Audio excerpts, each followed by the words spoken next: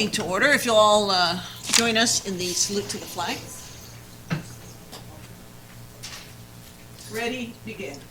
I pledge allegiance to the flag of the United States of America and to the republic for which it stands, one nation, under God, indivisible, with liberty and justice for all.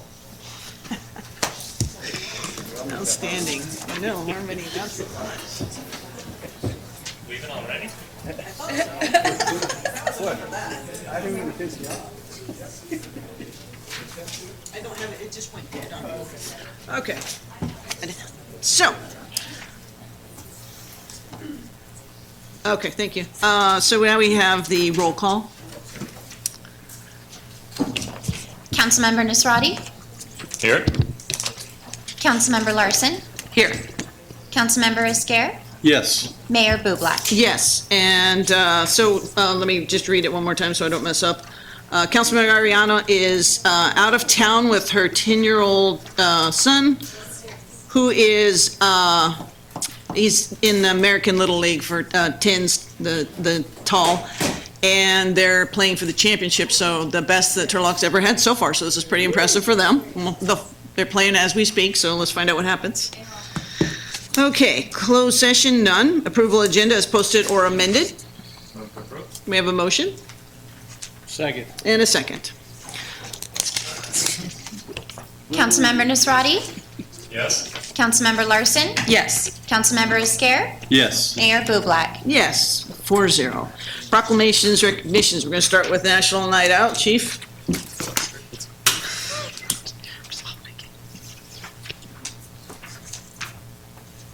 Ready?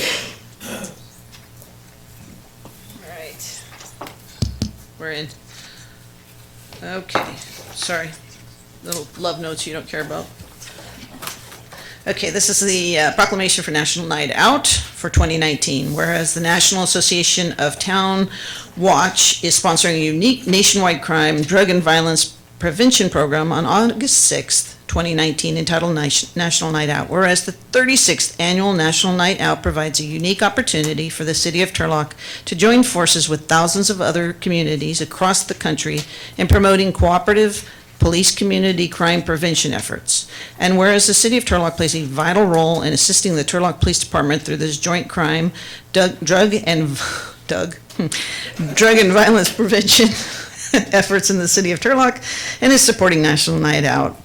Now, therefore, I, Amy Bublak, by the virtue of the authority vested in me as the mayor of the City of Turlock, and on behalf of all of our citizens and our council, do hereby call upon the citizens of Turlock to join the City of Turlock and the National Association of Town Watch in supporting this 36th Annual National Night Out. Chief? Great.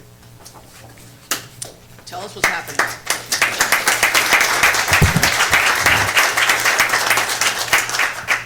Thank you, Mayor and council members. National Night Out, as it's stated, is an annual event. It's an opportunity for the community to get together and take back their neighborhoods, take back their parks, and work in conjunction with the police department in that effort. Unfortunately, we almost were not able to have National Night Out, but through the work of the command staff, which are salary personnel, we will be participating and coming out to your neighborhoods. So registration ended the 19th of July. So for those of you that are having National Night Out, I hope you have a great time, and we're going to try to stop by and visit all of the locations. And I want to thank the fire chief. He's also going to have his command staff and available fire to stop by as calls permit. Same with my officers, as calls permit, and we have the time, we're going to swing by. But it's a big deal, and it's our community coming together. So thank you, I appreciate it.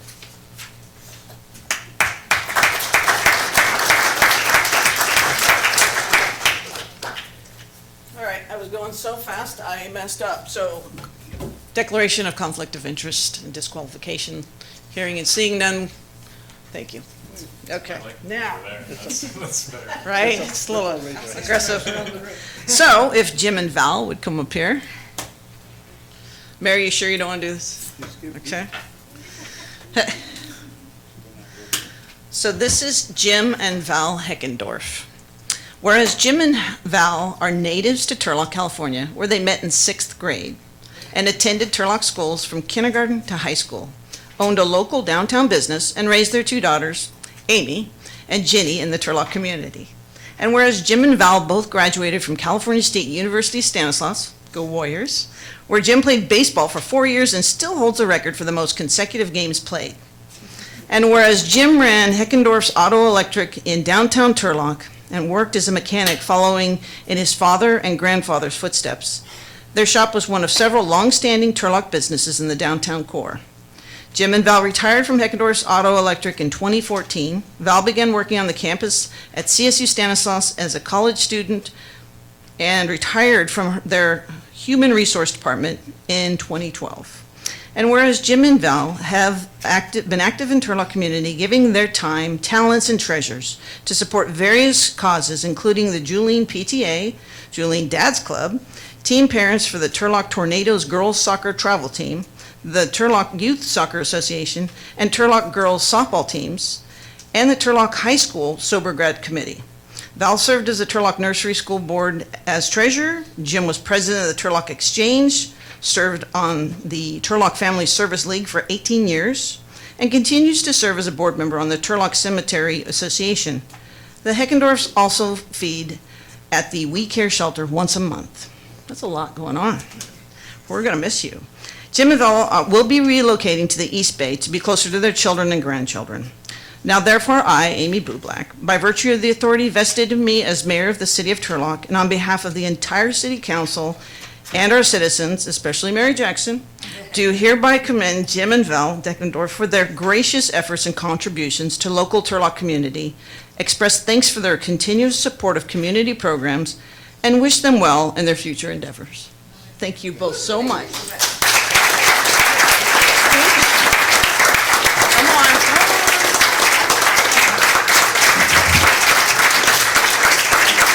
Thank you.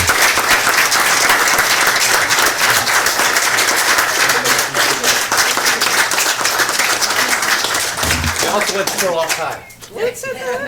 With me. Well, thank you. I feel very fortunate that I was born to parents that lived in Turlock and got to grow up here and raise our family here. It's a special place, and it's going to be tough to leave, but my mother, who's 96, still lives here, and we'll be coming back to join her and look after her. So when we leave, we won't be gone forever. We'll be coming back, and Val has family close by too. So it's a great place. Our business was supported for 88 years by the citizens of Turlock, and gave us a great, comfortable living for 3 generations. And then, in turn, we've tried to give back to the city in some form or another, and hopefully we've done some of that. It's a great place, and we'd like to see it continue on as a great city. It was 10,000 when I was born, and it's 73,000 now, but it's still a great place. People speak highly of it, and it's a place to be proud of, to be from. So thank you again.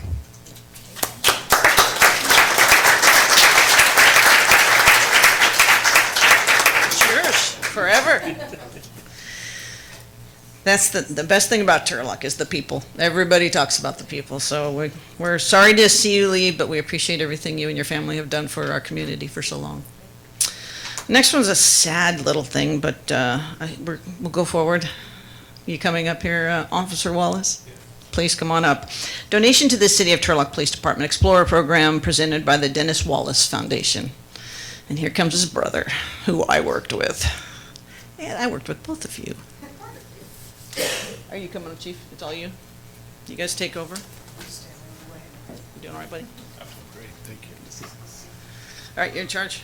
Chief, you take over. I don't need backup this time, I don't think, but we'll be okay. Good evening, everybody. My name's Dave Wallace, and I am now retired Detective Dave Wallace. Yes, first of the year I retired. I'm here on behalf of, I'm here with my sister Corinne right behind me, the chairman of our board, my mother Nan, my wife Kim, and Andrea Jones. We are here representing the DW61 Foundation. DW61 stands for Dennis Wallace, was his initials, and 61 was my brother's badge number. 2.5 years ago, tragically, Dennis was killed in East County while serving out around Houston. As a result of that, a group of people got together and we said this cannot be how this ends. And we formed a foundation and have started a golf tournament. And this August 19th, we will have our 3rd annual Dennis Wallace Memorial Golf Tournament. And from that tournament, we have been fortunate enough to raise funds to now where we have donated over $55,000 to youth programs in the greater Stanislaus area. So, yeah.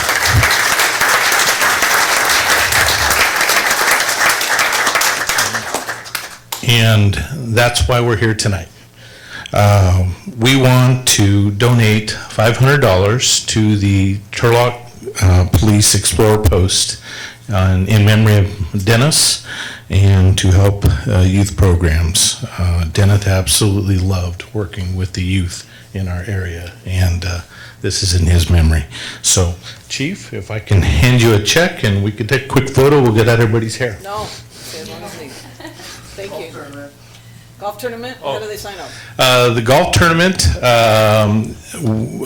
is online at DennisWallaceGolf.com.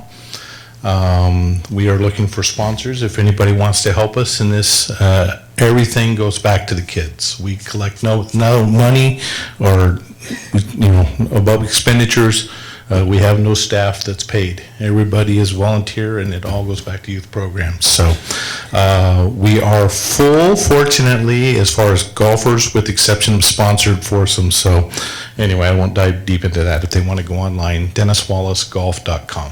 Oh, there's dinner tickets. Okay, I'm sorry. Jeez, come on, Dave. I didn't want to take a lot of time. There's dinner tickets available, certainly dinner tickets available. And like I said, raffle prizes, gun raffle. You don't have to be present to win, but anyway. And then your brother has something very similar that the chief both have an issue with. They love Disneyland, right? So Yes, it's they appropriate do. to be giving money to the Disneyland guy over here. Yeah, Dennis loved Disneyland. He loved taking kids to his nieces and nephews. So anyway. Picture? Yeah, we want to get you. Yeah, do it in the center, yeah, let's do it. Yeah. Please. Did I give the check to already? Oh, you gotta go.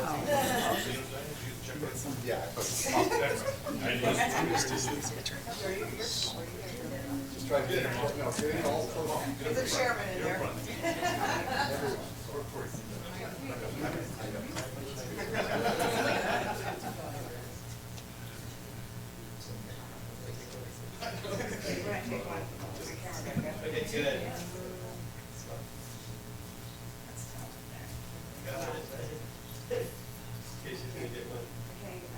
We'll share it. We'll share it. Yeah, I'll share it. Got it. Thank you so much. Thank you, guys.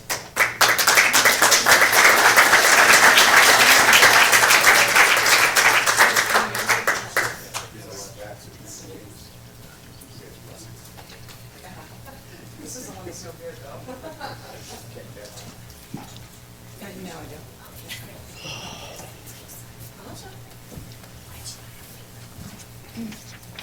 Thank you. Okay, where are we at? I've gone all over the place here. Okay, so now we have briefings. So essentially what this is for the homeless work groups, progress reports and recommendations. Each of my colleagues has a ad hoc committee, and from that they are meeting, and so this is an opportunity for them to come and update you and/or could have had something for an agenda item for action. So it looks like it's just briefings tonight, so you know. Who wants to start? Madam, Yes, sir. Madam Mayor, if I could, as part of this and kind of a segue into it, I've asked Maren Pitt to prepare a brief presentation, kind of providing the context with sources of funding, partnerships, all the pieces that we need to make any of these proposals work. So with your permission, I'd like to have Maren go through that. Is she adhering to our 5 minutes as well? There you heard it from her. Okay. And then at that point, we would be able to segue into members' presentations. Okay. So with no further ado. Good evening. Thank you, City Manager. Good evening, Mayor and Council. This is just to kind of give us a kickoff here, but wanted to provide some information on what's going on with the root groups and then what is kind of happening behind the scenes in terms of what staff is engaged in, even on a more global level with our collaborations with county service providers, stakeholders, and other agencies.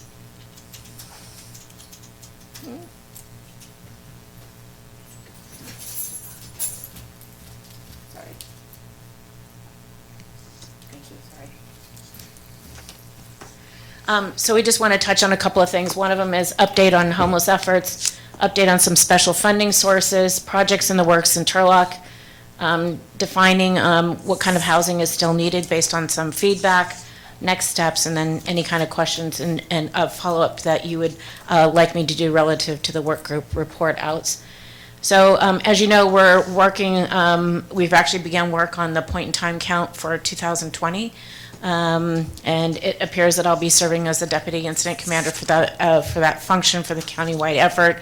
Last year, as you might remember, we mobilized more than 250 volunteers throughout the county to do a complete count and snapshot with a proven articulated methodology, so we'll be able to refine those numbers as more and more accurate as we move forward, especially since there's funding tied to those numbers.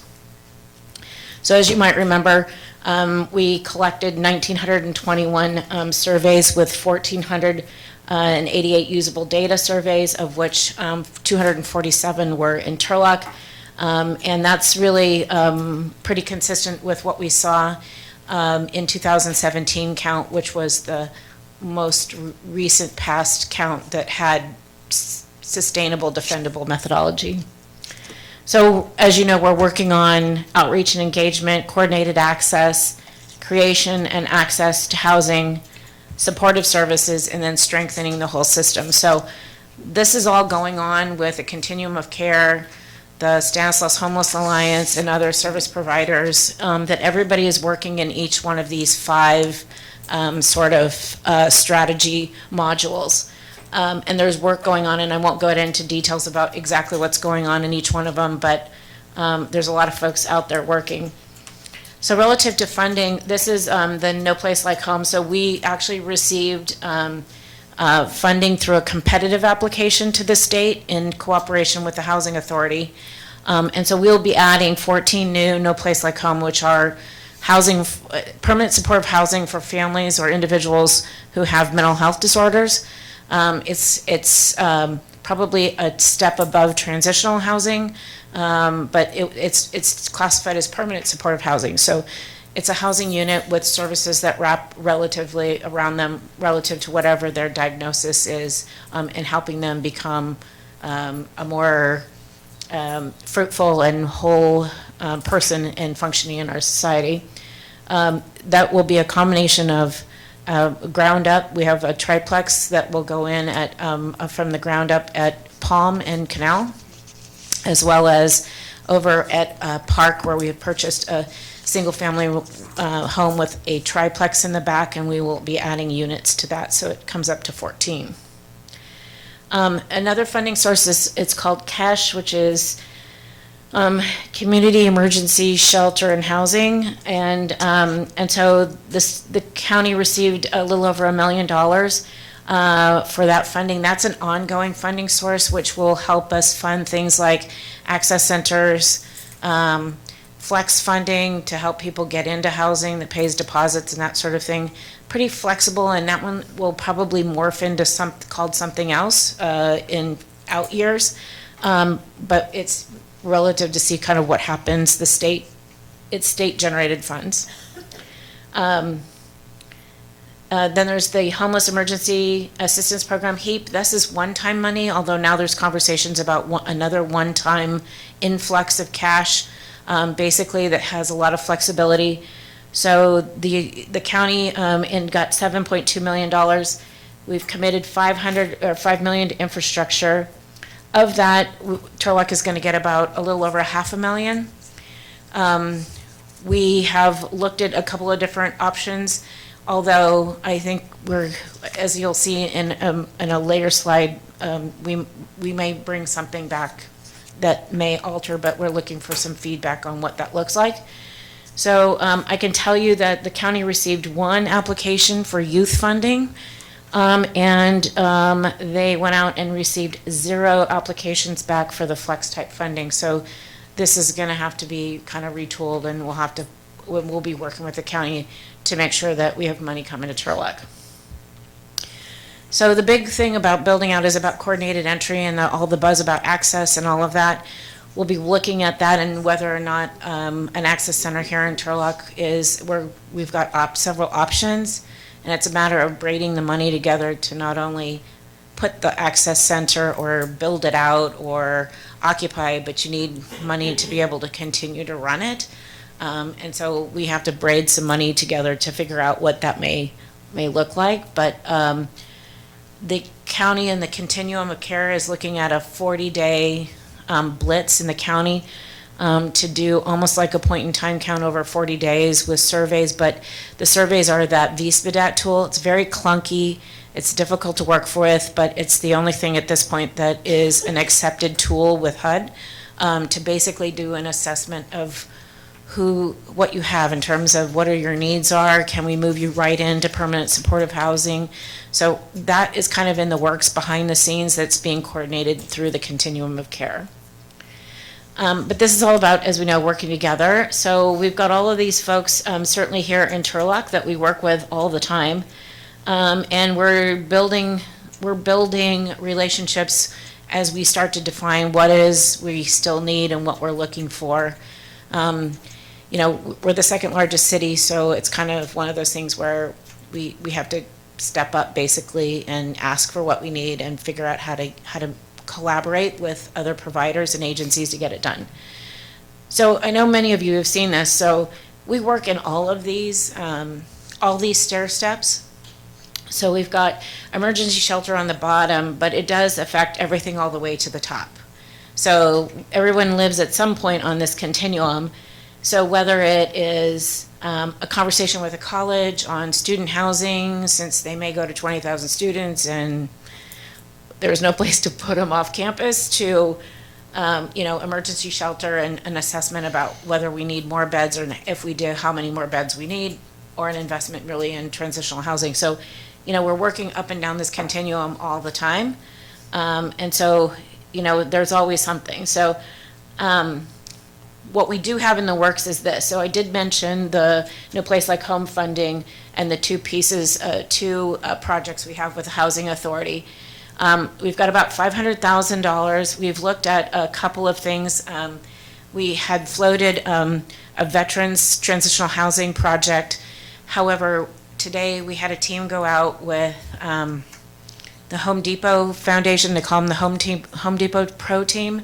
They've developed a lot of expertise, and it's something funded by the Home Depot Foundation, of conversion of hotels to single resident occupants and that sort of thing. And so we went out and looked at the one site, and in their opinion, it really isn't worth saving. It's better to demo it. So we're going to have to take a step back and see what that looks like, because you really can't spend 3 times the value of the purchase price on a rehab and you still don't have water and sewer to get there. So, and it's a heavy lift. We knew it was going to be, but before we dive into something, we've taken our time to do the collaboration and due diligence. So, I mean, in essence, it might be better to just look at an open piece of ground inside the city limits that already has utilities, and look at something else to get to the same objective, but basically braid the money differently and maybe with even a better result. And then the last thing is, you probably know, we have been afforded the tax credits for Avena Bella. So right now we're in, we're in the checklist phase for escrow and the items that we'll need to move forward. So there'll be stuff coming back to you for council. You'll be in the loop on that. But the intention is to break ground in September sometime. And then by the end of next summer, we'll have occupancy for another 60 families to move in. I'll tell you that we have 500 families on the interest list to get into the 60 units. So the kinds of things that we're asking the question is, we know we need family shelter beds. There's a provider in Modesto, Family Promise, and so we've started some conversations with them about if they're interested in kind of coming to Turlock and what that would look like, because that's one of those challenges, especially with families who have an adolescent boy child, and then it causes families to be split up, and that's not what we're looking at. So we're trying to figure out what would work best, and then try and leverage dollars to see what we can do and start small at maybe even only 2 or 3 units, but it's a place to start, and we'll see what that looks like. We're still trying to figure out how many more shelter beds we would need, or emergency beds, and then what's the best way to deliver those versus kind of diving deep into transitional housing, and hoping push people out of the shelters. We have probably between 6 and 10 folks, and it may be even a little more than that, that are currently at We Care who actually have a job, but they don't have enough money to actually live on their own. So we're trying to figure out, okay, so if that's, and housing is a huge expense. So we're trying to figure out if that's kind of a demographic and we can move folks out of the shelter, what would that look like? And how would we achieve that? And then the permanent supportive units, whether those are mental health units or it's just folks who need someone to help them be more productive having been homeless, to be responsible for paying bills and a checkbook and taking care of yourself and your obligations. So we don't really have any permanent supportive housing currently in Turlock, and so that would be something else that we could look to fill basically that whole continuum where we've got holes. And then obviously affordable housing units, and it's always the project over here with United Samaritan's great that we've got the master lease, but all we've done is sort of move the units from low income to more low income, not adding units to the pool, and we are short units. So we're trying our best to figure out how to do that. In terms of next steps, we're looking at potential housing projects and then figuring out how to pay not only for the development of the project, but how you're going to pay on the ongoing costs in terms of operating. The Veterans Housing Project we were looking at, we had a commitment from the Housing Authority for the VASH vouchers, so that's rent. You can actually even borrow against future rents, so it's a way to do a construction loan. So, I mean, it's definitely not, wave the magic wand and it happens. There's a whole business side to it, that you feel like the bank or loan officer trying to figure out how the money works.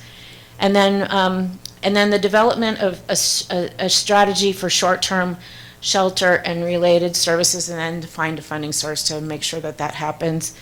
And then what we've seen, and I'm sure you'll get into it in terms of your report out, is things like enhanced outreach and engagement, local access center, potentially additional shelter beds in some form, and then public restrooms. So, and I have information that I can provide, and if you have other questions in terms of research that staff's done to complete that, to answer those questions. So with that, I will turn it back over to you, Madam Mayor. Any questions for Ms. Pett? Well, you do? I do have Okay. actually do have a good question. Mayor, I was just curious. I know many families are, you have multiple families living in a rental. Is there any kind of support or anything to maybe find rentals where multiple residents can pitch in? I mean, one person can't afford a rental by himself. Mm-hmm. Is there a way to help maybe 2 or 3 of them secure a house, something like that? Maybe could that be worked out? We don't, but that's not something, I mean, we have housing programs, but we're not a housing provider.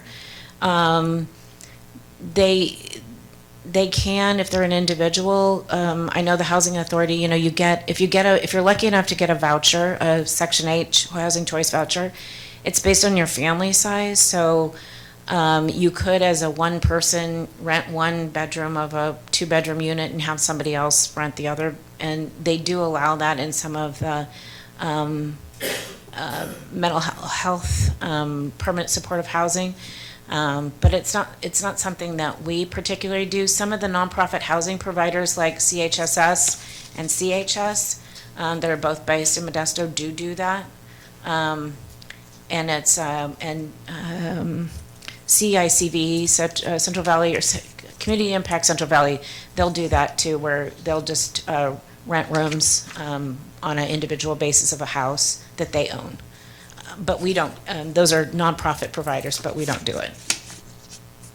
We also have 10,000 people on the waiting list for Section 8 vouchers. Piggybacking off of Section 8, I spoke with someone last week who had received a Section 8 voucher, currently homeless, and is now in the process of trying to figure out what her next steps are. Where should we be directing people like that?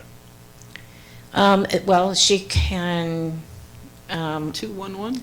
211, I mean, a lot of the housing, the nonprofits, like, I don't know if she's getting services or whatever attached to that. Community Services Agency that administers a lot of the social service programs have people that'll help them find housing. No other questions? Did you want to give a presentation? Let's do it. Okay, essentially, my presentation is really short.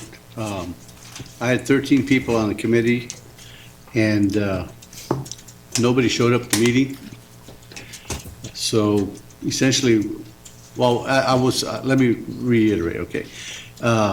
None of the 13 people showed up at the meeting. I had a couple other gentlemen that showed up, and we had discussions, but they weren't really tied into the jobs and prevention that we were supposed to be working on. So I really don't have much of a report. I did have a joint meeting with Nicole at her meeting. We had a little joint meeting, and there's really nothing for me to report on jobs and prevention. I did like the presentation that we had from Mr. Jeff Lewis. One of the things that he pointed out is that it's not just a homelessness issue as far as finding preventative measures. We have multiple residents in our community that are all real close to one paycheck away from being homeless. So there's so many different people working on it. I don't know which way to go, because no matter what we try to do, it turns out to be wrong for a certain cross-section. So all I'm going to do is just keep looking and try to get some more input. So at this point, there's really nothing to report. Thank you. Fred?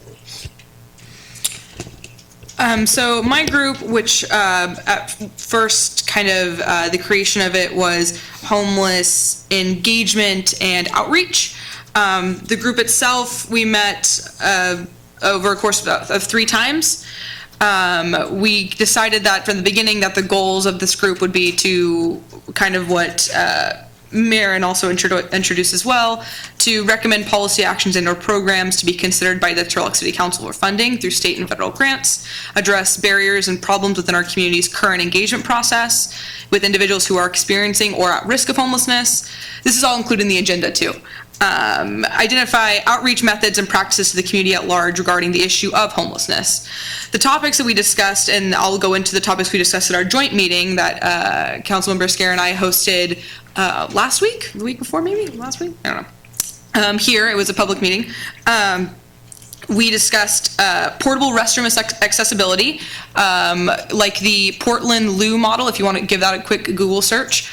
And we talked about some questions that we had as a committee and as a work group to ask for staff. Those questions include things like how much would it cost for upkeep for the city? Does it need permanent sewer? The cost of that, possible locations, and a cost comparison to how much would it be to be putting in a full restroom comparable to one in a park? And how many existing public restrooms do we currently have? And I'll go back to my report. We also talked about mental health disengagement certificate training that's available to the public. This was hosted by Turlock Gospel Mission in November of last year. There was some of our own police officers I know went, city staff, some business owners, employees, basically to help anybody who feels maybe uncomfortable by someone who's out in front of their business. They don't know if they should call the police. They don't know if they're acting in a way that is manageable. So at least to provide, we as a city to coordinate that certification training program, make sure people are aware of it, to other businesses and aren't just downtown businesses, but businesses in the Monte Vista Crossings. I think we all are aware that the problems that business owners experience can vary by where you're located in the city, to make sure that they're also aware of those opportunities. We also were able to have or talk about a partnership with Stan State business students to create a business owners' rights pamphlet. We hope that it'll be a project that Stan State business students can pursue next year. Julie Fox, who works in service learning, is also part of the board of the We Care, is helping kind of coordinate that, which would be awesome to have some student involvement. And now to our recommendations or requests for the city, for us to consider. We talked about a community access center that was highlighted in Marion's presentation. We believed in our group that it is clear that we need to have a coordinated point of access for those in needs of services. We had one in the past. We Care did have a small an access center that was grant funded, but the grant ended a number of years ago. I'm not sure the timeline exactly. We would like the access center that should include day center drop-in services such as showers, laundry, telephone, internet access, primary medical care, substance use and mental health services, case management, mainstream resources enrollment, vocational rehabilitation and employment assistance, life skills training, and rapid rehousing services. One subject that our work group really talked about was how we really don't have a kind of comprehensive data collection or survey, and the VSPADAT that was mentioned in the presentation, which is the Vulnerability Index Service Prioritization Decision Assistance Tool within the Community Access Center. So when people come in, we're able to triage them into the service that they need immediately, whether they need housing assistance, whether they need to go to a shelter, whether they need mental health services. We're able to have a more holistic approach to collecting that data, which is something that we really don't have a way to do besides some of the service providers having systems that they are mandated to report to based on how they receive their funding. And I think that's about everything that concludes my report. Thank you. Thank you. So,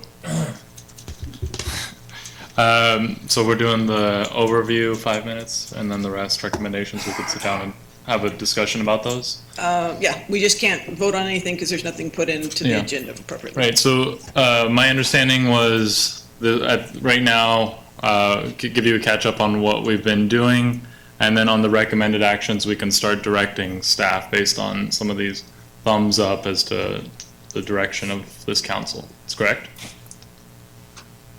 Yeah. If I may? Sure.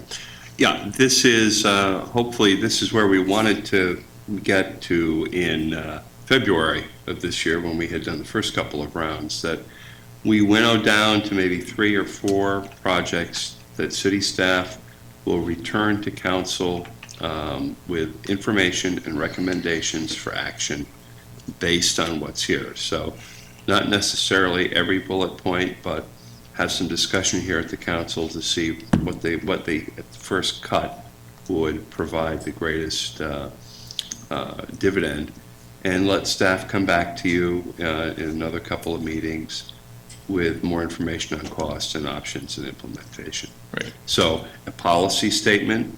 Yeah. And then actions to back it up. Great. Okay. So overview of work group efforts to date. I've held a handful of meetings with those that have expressed interest. My group originally was housing, the big picture, the big piece that we're missing here. It got a lot of people involved and engaged in that process early on. I've been doing a lot of outreach effort with some of those partners that Marin Pitt put up there and beyond there as well, in recognition that none of the stuff that we're going to be able to do to address this issue is going to be able to be done alone. We're going to need our healthcare providers, behavioral health specialists, the people working in the continuum of care to really inform us as to what's going to be happening. So I'm going to be going out to offices, meeting with everyone that is going to be help supporting the building of that continuum.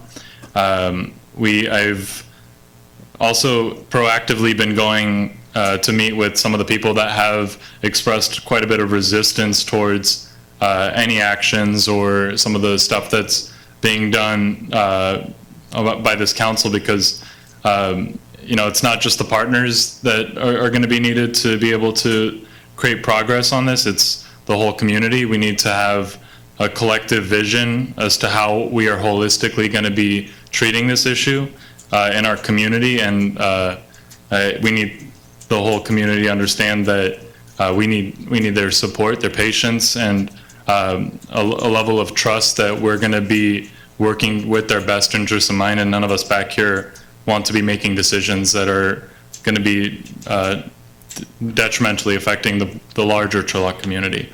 I held office hours and had a lot of community members come out to those. I held a town hall where we opened it up to the public, and it wasn't specifically focused on homelessness, but that became the only subject that was discussed.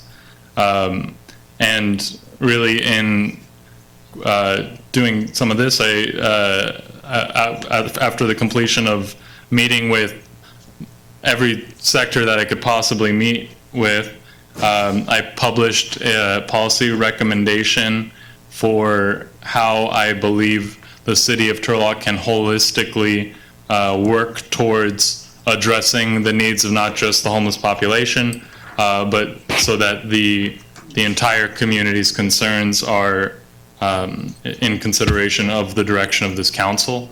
It's a 7-point policy recommendation that I put out to the public, and have encouraged people to connect with me for giving any additional revisions or guidance if there's any areas that have been ignored. And I believe it's a good starting point for us to, as a council, say what is it that we're going to do, so we can start giving our staff the direction of the desired direction that we have back here. So that's where we are. Topics of discussion. I am on the same page about this requirement or this need for us to do that. I wasn't aware of that 40-day blitz that the county is doing, but I would like to work with all of our service providers here that are regularly interfacing with that population to there's a training for the VSPDAT, great acronym. There's a training opportunity for them, so if we could get as many members of the Turlock community that is working with this population out there, so that way when we are going through that blitz, we can have as broad a reach to fully understand the scope of the problem and the specific needs of this community. There's a situation right now where we're just kind of talking about there's the big problem, but we don't know the specifics of our population. And I think with the city our size, if there was focused effort and a clear plan, that we should know all 250 members of our population, and by name, have a case file for them, have a designed plan for theoretically how is it that we would get this person out of homelessness, out of chronic homelessness, and what is their trajectory towards independence. I would like us to pursue that effort with the VSPDAT. VSPDAT? Is that how you want to say it? VSPDAT. Serious subject matter with an occasional joke. That's what I do. Then next thing up, so I would really encourage us back here to make a formal adoption of our of a policy related to this.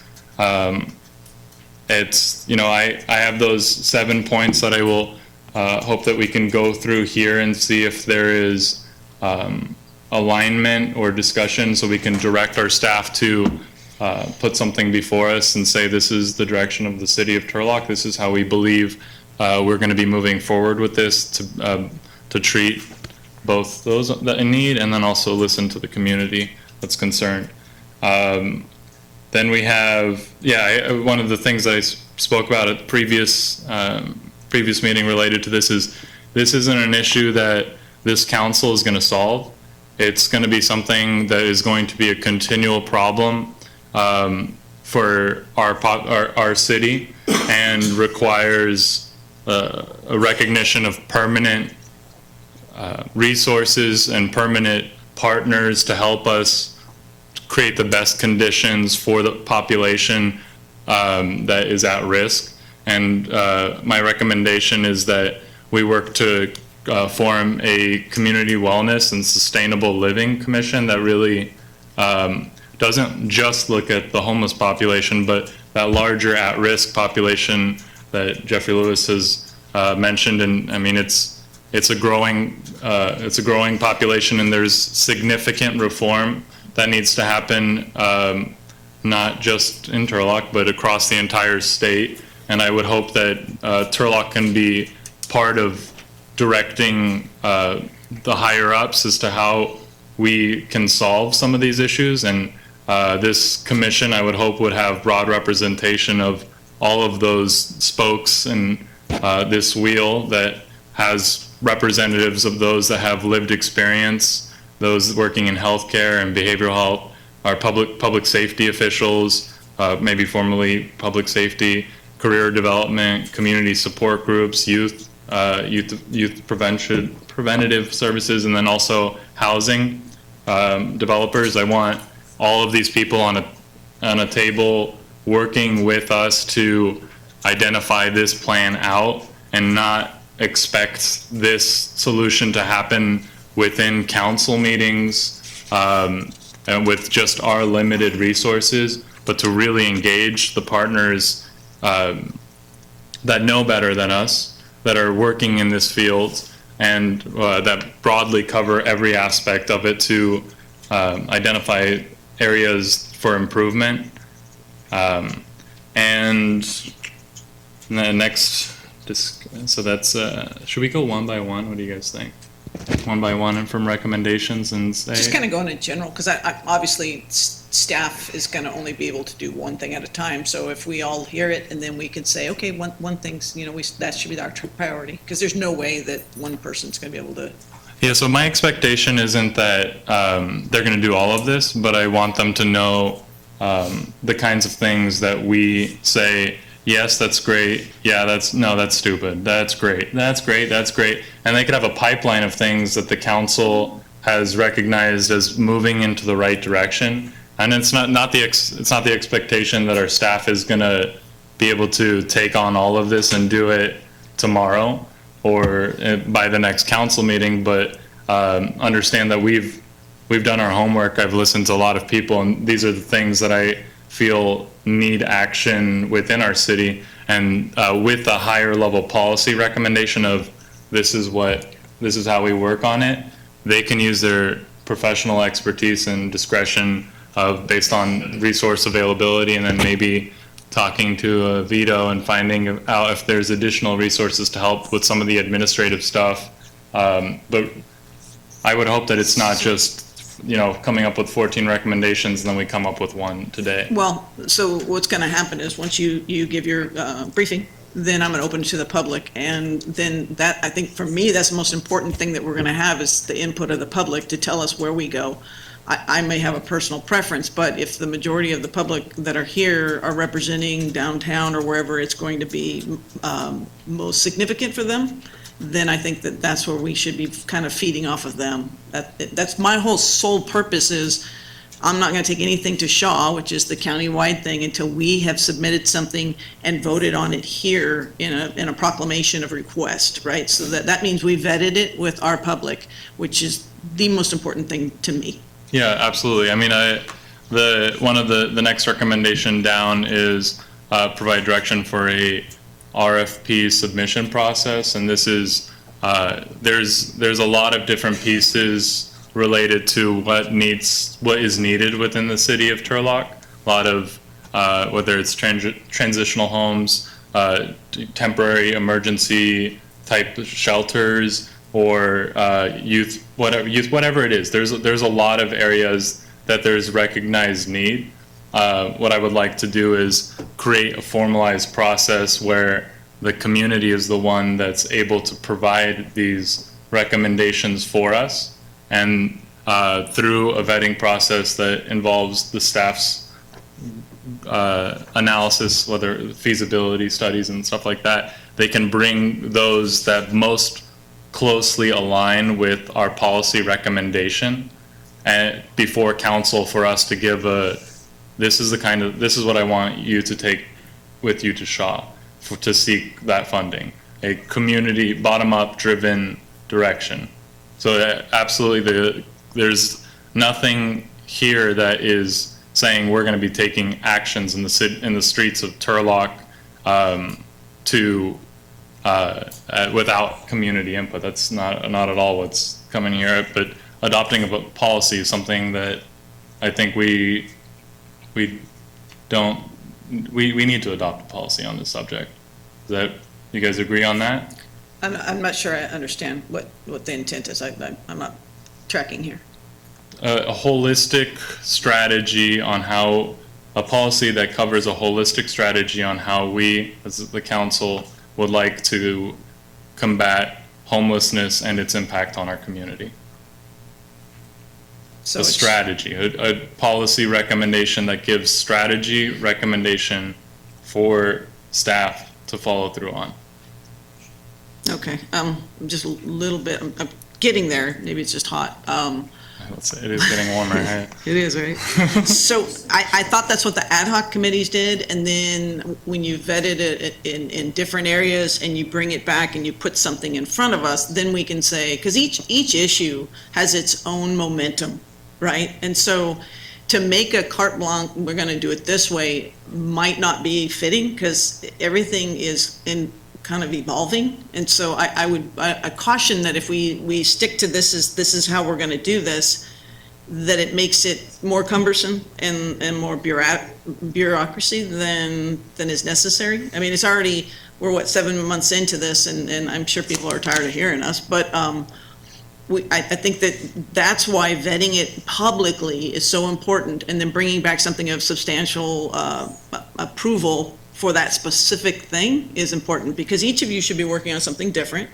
And then as it comes, you'll work with staff, right? Are we on the same page now? I know that I personally felt like the format that we had put in place with these 4 ad hocs, each focusing on a specific thing, was not productive for me.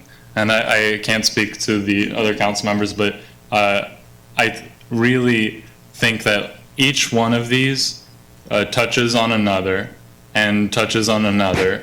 And if when we had situations like we did where someone was working on a subject that had an incredible amount of overlap with the other, and then all of a sudden the conversation bleeds into the other, with that format did not lend itself to a productive action from the council. You just merged together, which was exactly how and it should. I would hope that we dissolve those ad hocs and we create a commission that's of those members, the broad representation of all of these factors that play into what contributes to homelessness in our community, and that contributes to any sort of impairment of the general sustainable living conditions of our community.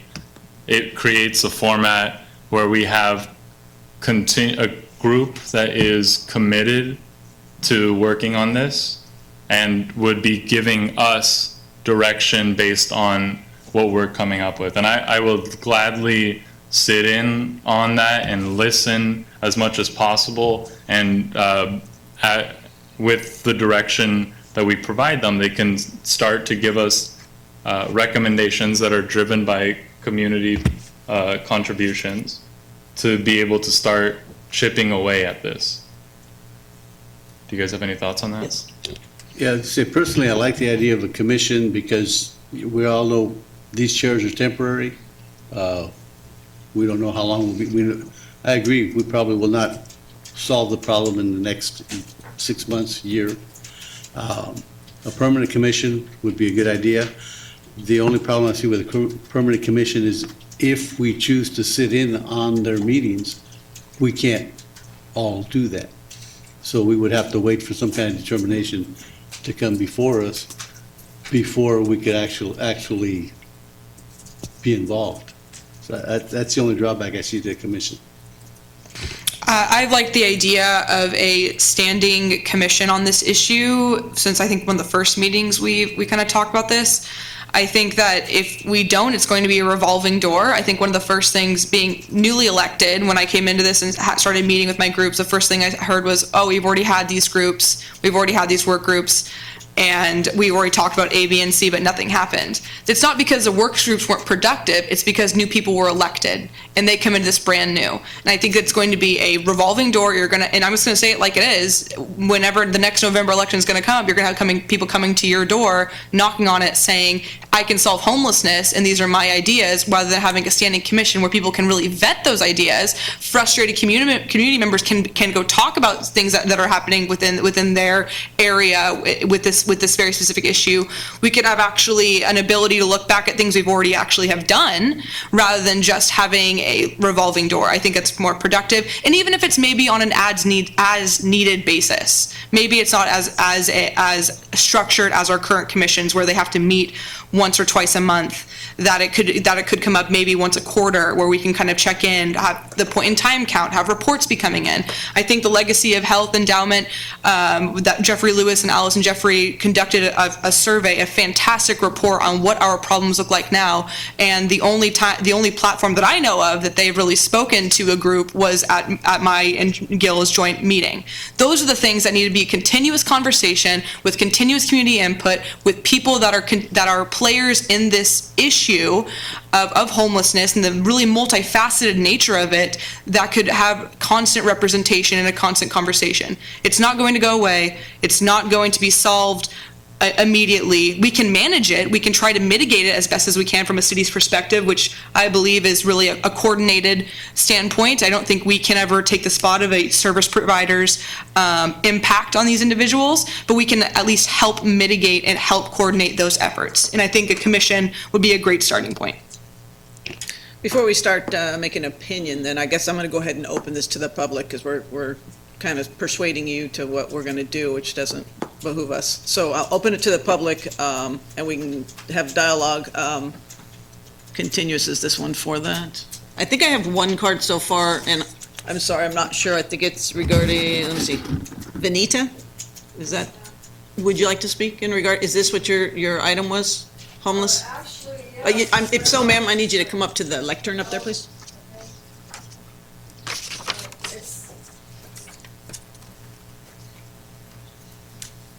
Thank you, Honorable Mayor and City Council members. It's ironic that you're talking about this, I'm not calling myself the H word. It's a label that brings along with a lot of preconceptions, and I am just going to say that I'm living off the grid here in Turlock, recently without a home, and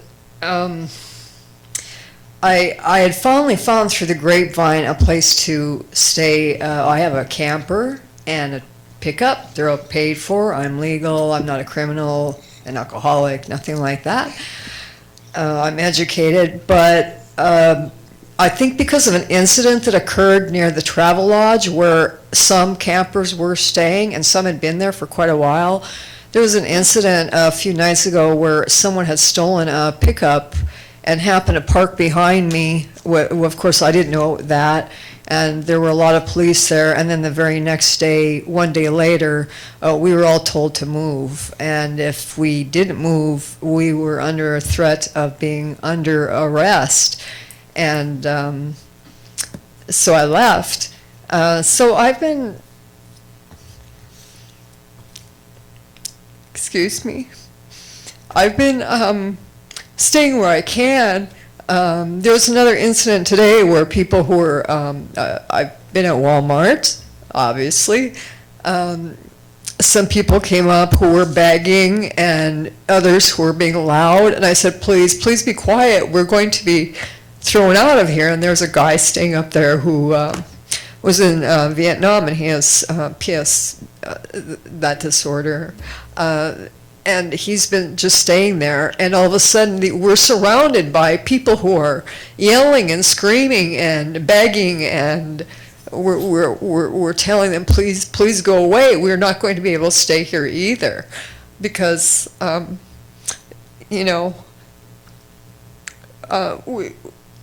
people with campers, we're keep being told to leave. I don't blame the police department, by the way. As long as I'm polite, they're polite, and vice versa. The police actually have been very understanding, I guess. But I'm asking for permission to stay there. I've had some issues. I'm vulnerable.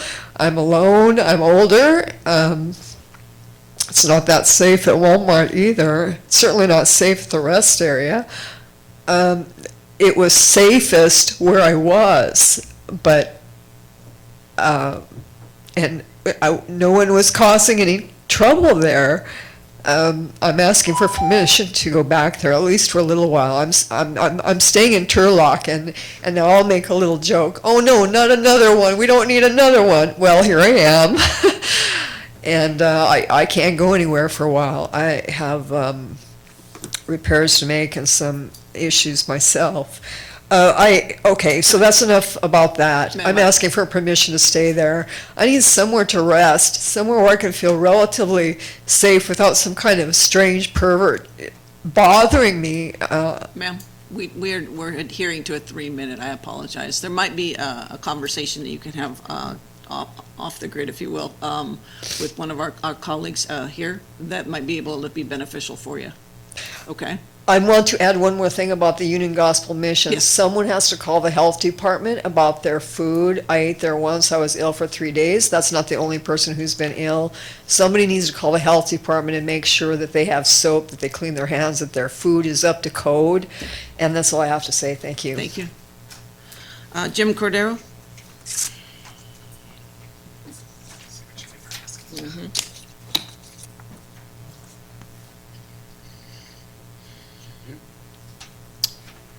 Jim Cordero? Okay, we'll move on. Oh, good deal. 3 minutes, how are you? 3 minutes? Yep. Okay, I'll talk quick. By the way, congratulations. I haven't seen you since you won. Thank you. Hi, I'm Jim Cordero.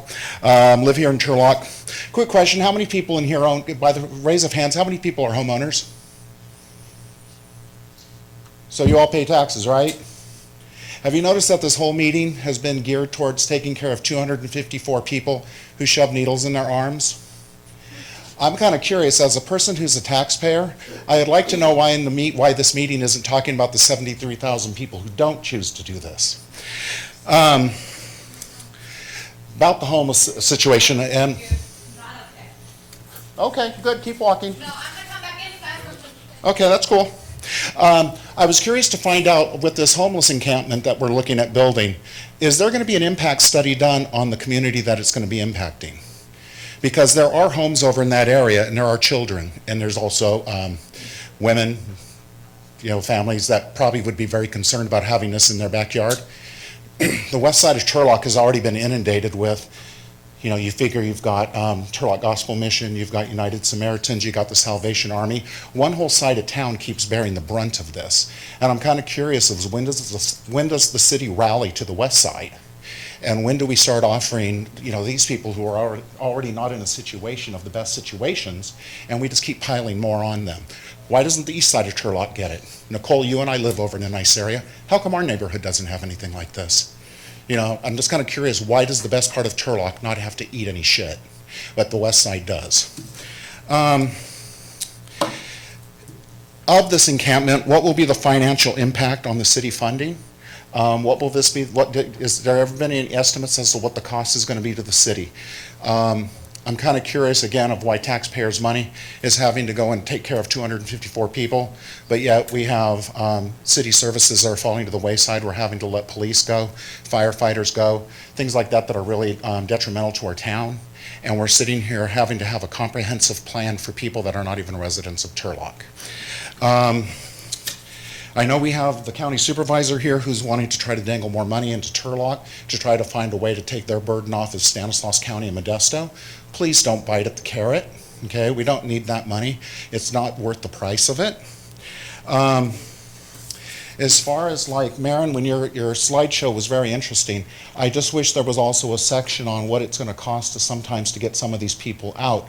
A good friend of mine runs the San Joaquin HIV/AIDS Foundation in Stockton, and he and his partner spend considerable amount of time down at the courthouses having to evict these people for never paying any of the dues that they pay or the subsidized rents that they pay. Some of these people have been living there for 6 months and trashed the places on the way out. I think it's a great idea to try to provide housing for these people, but I think we also have to have an exit plan on how we can do this financially and get these people out. Thank you. Thank you, Mr. Cordero. Yes, Kayleen Hibbam? She did? Okay. We'll go to someone else. Deanna?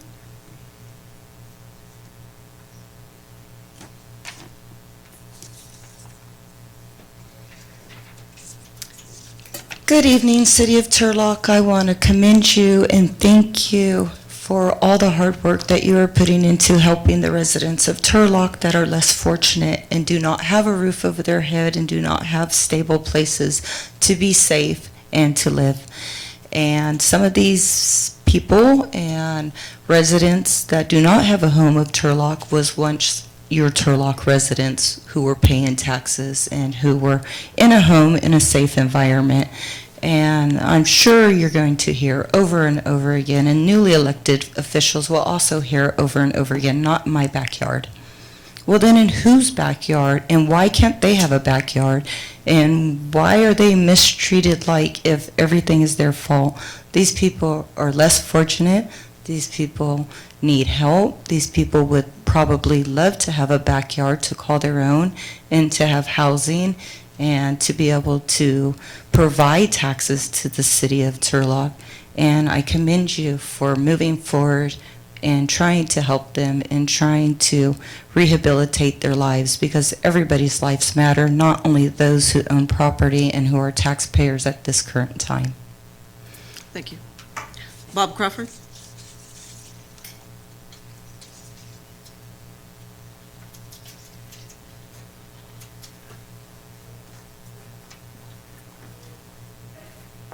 Mayor Bublek and council, my name is Bob Crawford. In a prior life, I was editor of the Turlock Journal when it was a daily. I came here in 1982, and I can tell you that the issue of homelessness was present when I came, so it's not a surprise that under the current economic circumstances that it's still here. I think about what people are really angry about. The lady that spoke, we're not angry at her. People aren't angry at her. They're not. I play my guitar at the farmer's market and have for 7 years. I've donated every cent that's put in my bucket to the Turlock Gospel Mission homeless shelter. People aren't angry at them. They're at the shelter. They're doing things. Guys are out working in the community. They're not mad at them. But when you are dealing with a very small number of these unfortunate people who are either not being served or do not wish to be served, and that's really a key for me. These are the guys that I'm stepping over. These are the guys whose feces I'm stepping over when I'm on my diabetic walks. And they're the few people that are making a large percentage of Turlock frustrated. And in a community where we're supposed to be Christian, we get real unchristian when we're frustrated. So the question that I have is, I think this is a big multi-layered issue, but if you really want to have an impact, you got to figure out how to deal with those 50 or 60 individuals who may have drug or alcohol issues or mental health issues, but who do not want to go into any of the programs that we have. They don't want to be part of it. The guy that I remember, bless his heart, I learned his name was Dwayne, but everybody in town called him Rockman, and for 30 years, he never wanted to go into a shelter. He was not a threat to anyone, and he died underneath a set of stairs. Now, what are you going to do about those individuals who do not wish to be part of a program? The programs, in large measure, are working. TGM's program is working. It's working for women and children. Frankly, I thought I was planning to put guys, into shelters that were single men, but I think the reality of dealing with that population versus dealing with women and children has impacted the TGM. So I would, in conclusion, I would really suggest that a major effort be made to figure out how to deal with those individuals that are frustrating Turlock. And it's not all 240 or maybe 500 or 600 that are hidden around. It's a small group of people that are not conforming to societal norms. And if we were able to impact those individuals, then we'd have more time to deal with a greater issue. Thank you. Thank you. Terry Shaver?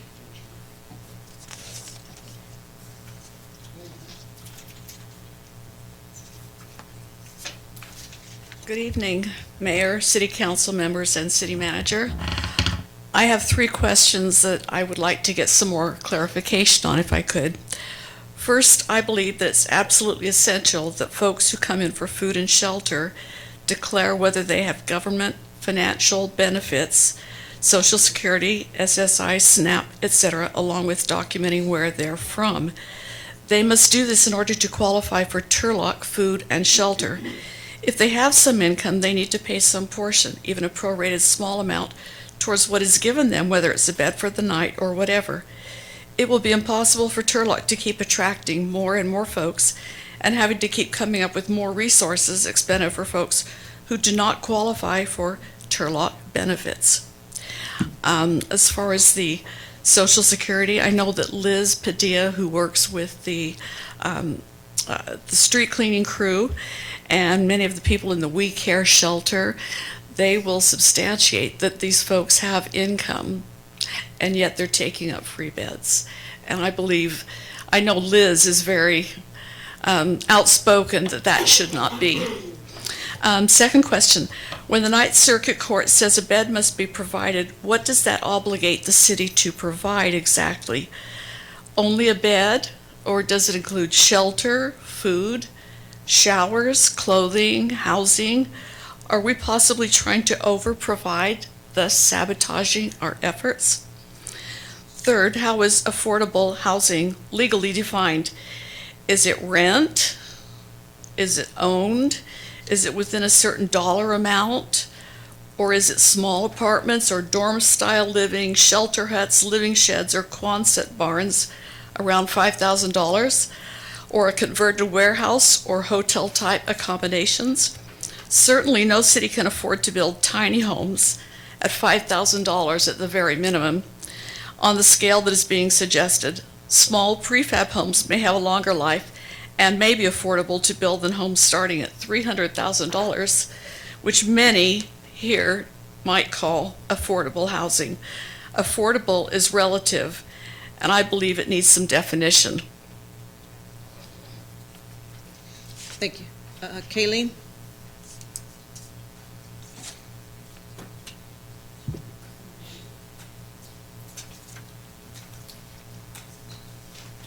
I'm sorry for my outburst. I've lived in the city of Turlock for basically my whole life. I grew up in Belico, so this is the closest town. So I went to Turlock High for a short period of time. I am in the process of filing my own nonprofit for this homeless crisis. I've been working with Andrew a little bit on this. I just want to, to the people that think that homeless people are just people that are drug users and bad people, they can change and they can make a difference. And some of them are mothers and have changed their life. I'm sorry.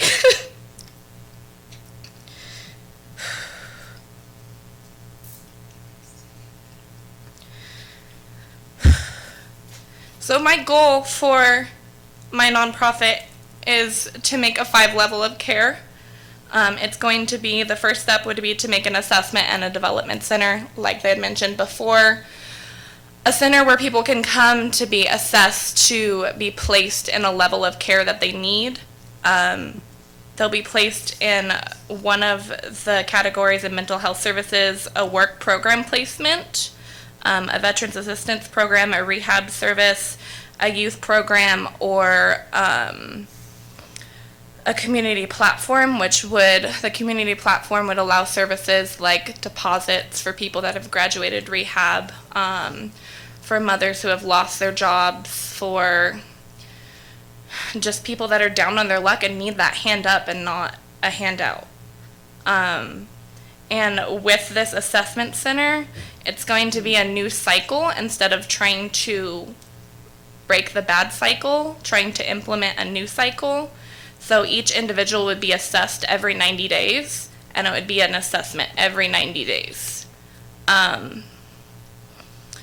I already have spoken with Workforce and the EDD, and they'll be partnering with me for the development center here in Turlock with the assessment center, which will provide job skills assessments, typing tests, work development, mock interviews, resume building classes, workshops, and just overall support for individuals that haven't worked in a really long time and don't even know who to turn to for resources or support.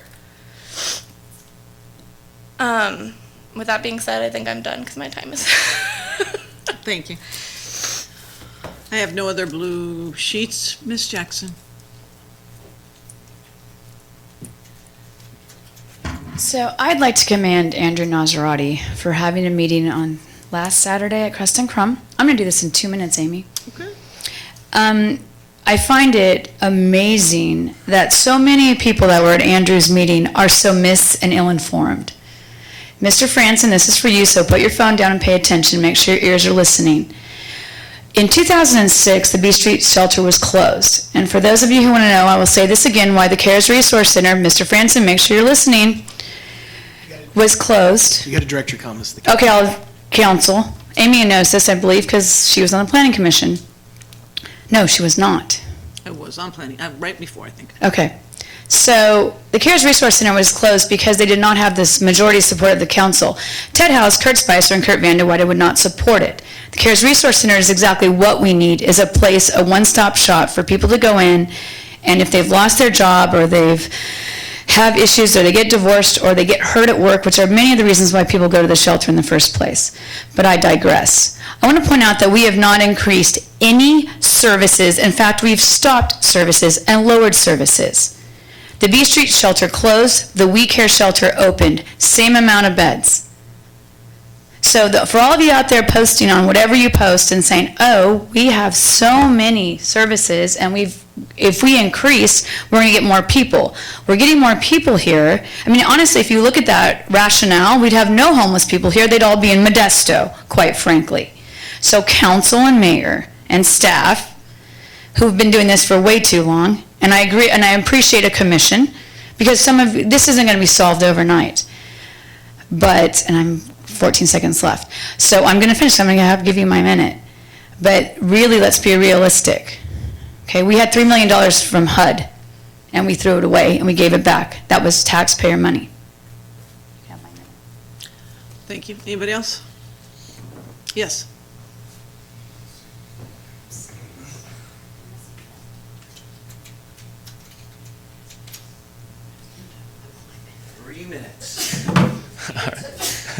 Yeah, right. Real quick, to make comment on some of the previous comments made by Mr. Crawford, referenced the fact, and I think he referenced back to Deanna's comment, who was also up just previously, the vast majority of homeless are engaged in some form of substance abuse or addiction issues. This is reported by Christian Kirby.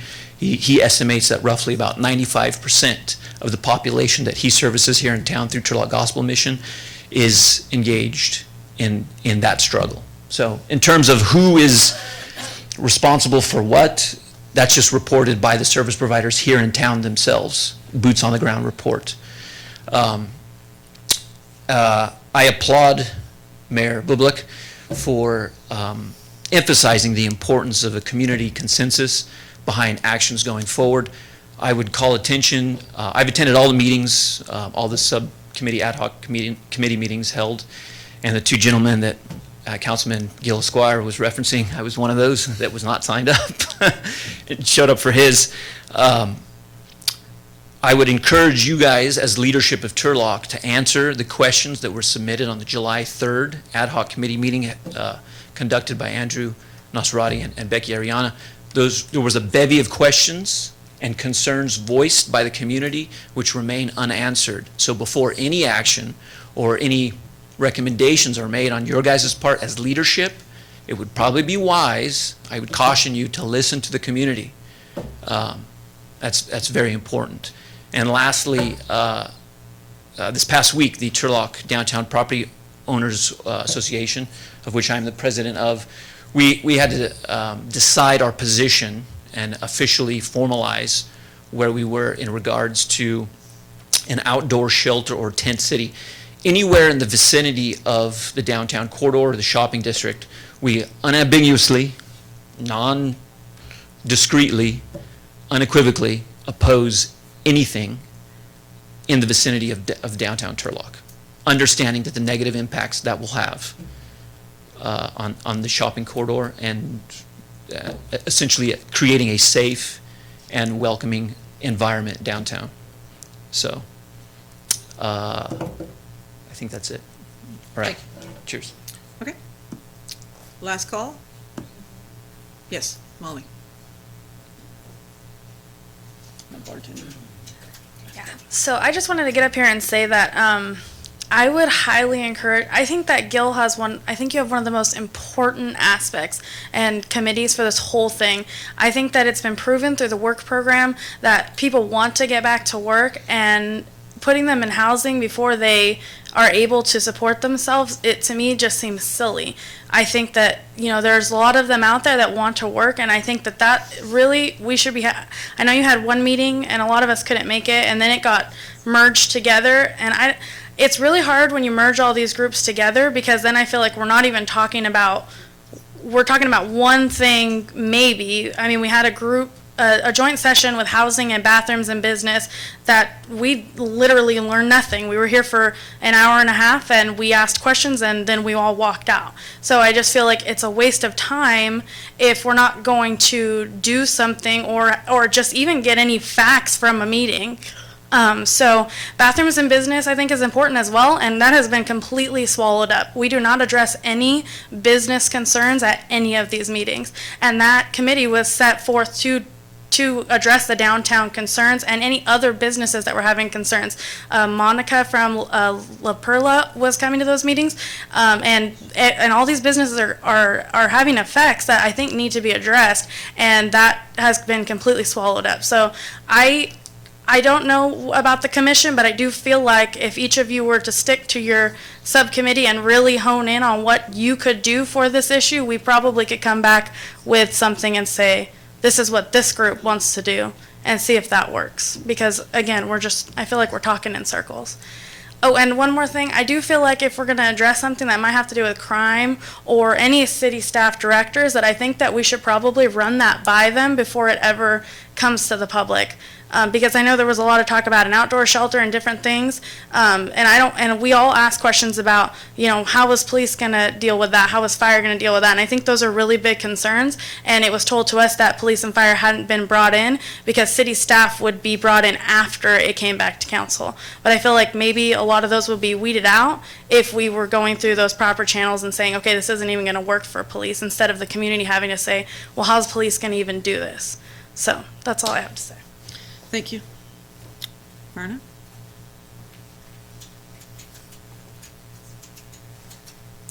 I'm going to be super brief because I think the question was, what did we think about a commission? Yes for a commission. I think that's the right direction. Thank you. Thank you. Mr. Franson? Marijuana.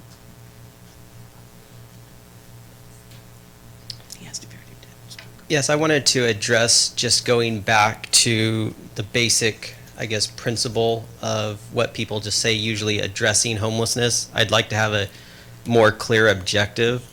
And regarding policy, a policy is a deliberate system of principles to guide decisions and achieve rational outcomes. I have not really heard that rational outcome, even in a best case scenario, worst case scenario, regarding what any of this action's going to accomplish. I know just right here really quickly, which you've heard, we've had several workshops, ad hoc, we've had special meetings, and this goes back to the previous council as well. And we've had all these, and we were supposed to have something to accomplish, which is exactly what we're talking about today.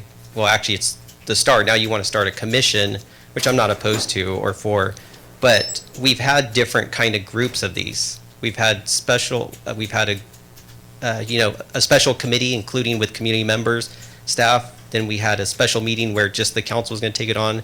Then we had ad hoc committees. Now we're going to have a commission. We still haven't gotten to the objective, which I believe, I mean, in my opinion, it should be to decrease the homeless population by helping people out of homelessness. And in our past, we haven't done that. When we first decided to have which by the way would be policy, an ordinance of having 100 beds, and then we end up with 250 homeless people. The city of Tracy has 93,000 people and not affordable housing, very much less affordable than we are, and they only have 155 homeless people by their point in time count.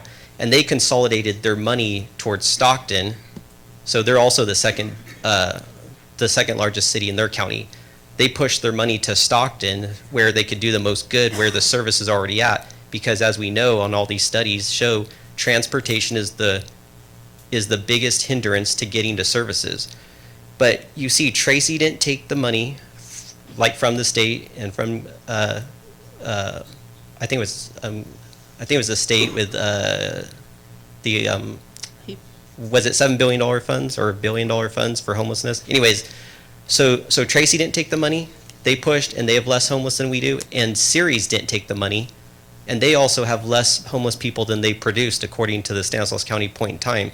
So you can see the cities that aren't taking the money and aren't providing a lot. And by the way, on the slideshow, it showed that we do have a lot of services. And Jeffrey Lewis's report, the very first step is actually just getting what we're all doing together. It doesn't even include government, really. You guys are supposed to set policy, but we're not getting together, and no one's addressing the numbers. Like, again, 250 people, and we're having all these meetings and money, and we've accomplished nothing in the 15 years that we've been doing the same kind of meeting we've had. So I ask that we have an objective first, and let the community deal with it first. Thank you. Anybody else? Mr. Buffer?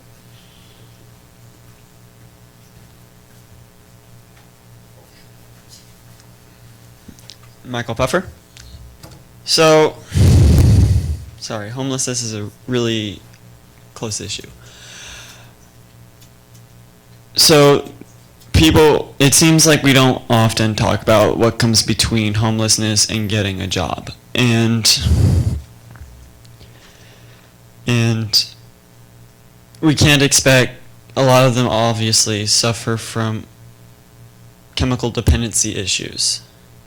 And the only way we're going to get a permanent solution to the homeless crisis is attacking those issues in the first place. It's not just, let's say, zoning reform and for housing or providing affordable housing It's chemical addiction.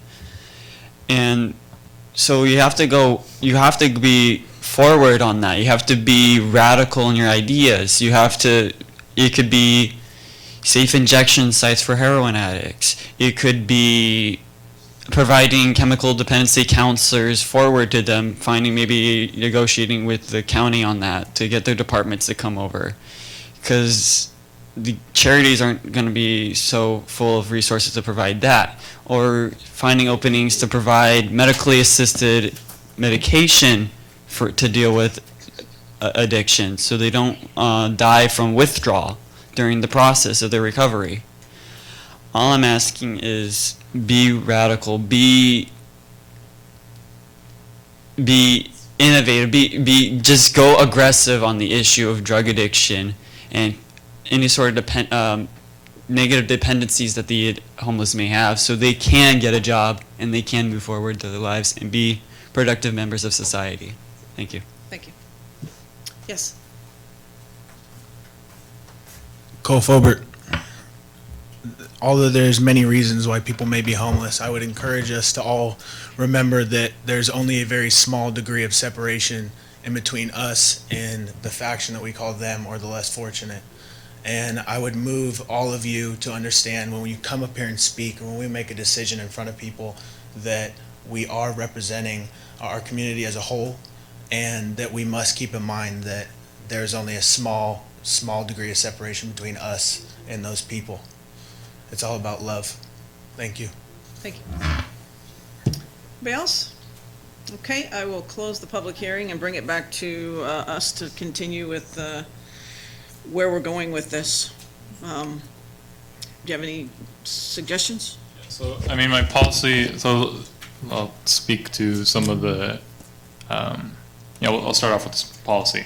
The 7 points provides a holistic direction as to how the city of Turlock will start to work on bettering the situation. Number one would be supporting the betterment of our neighbor.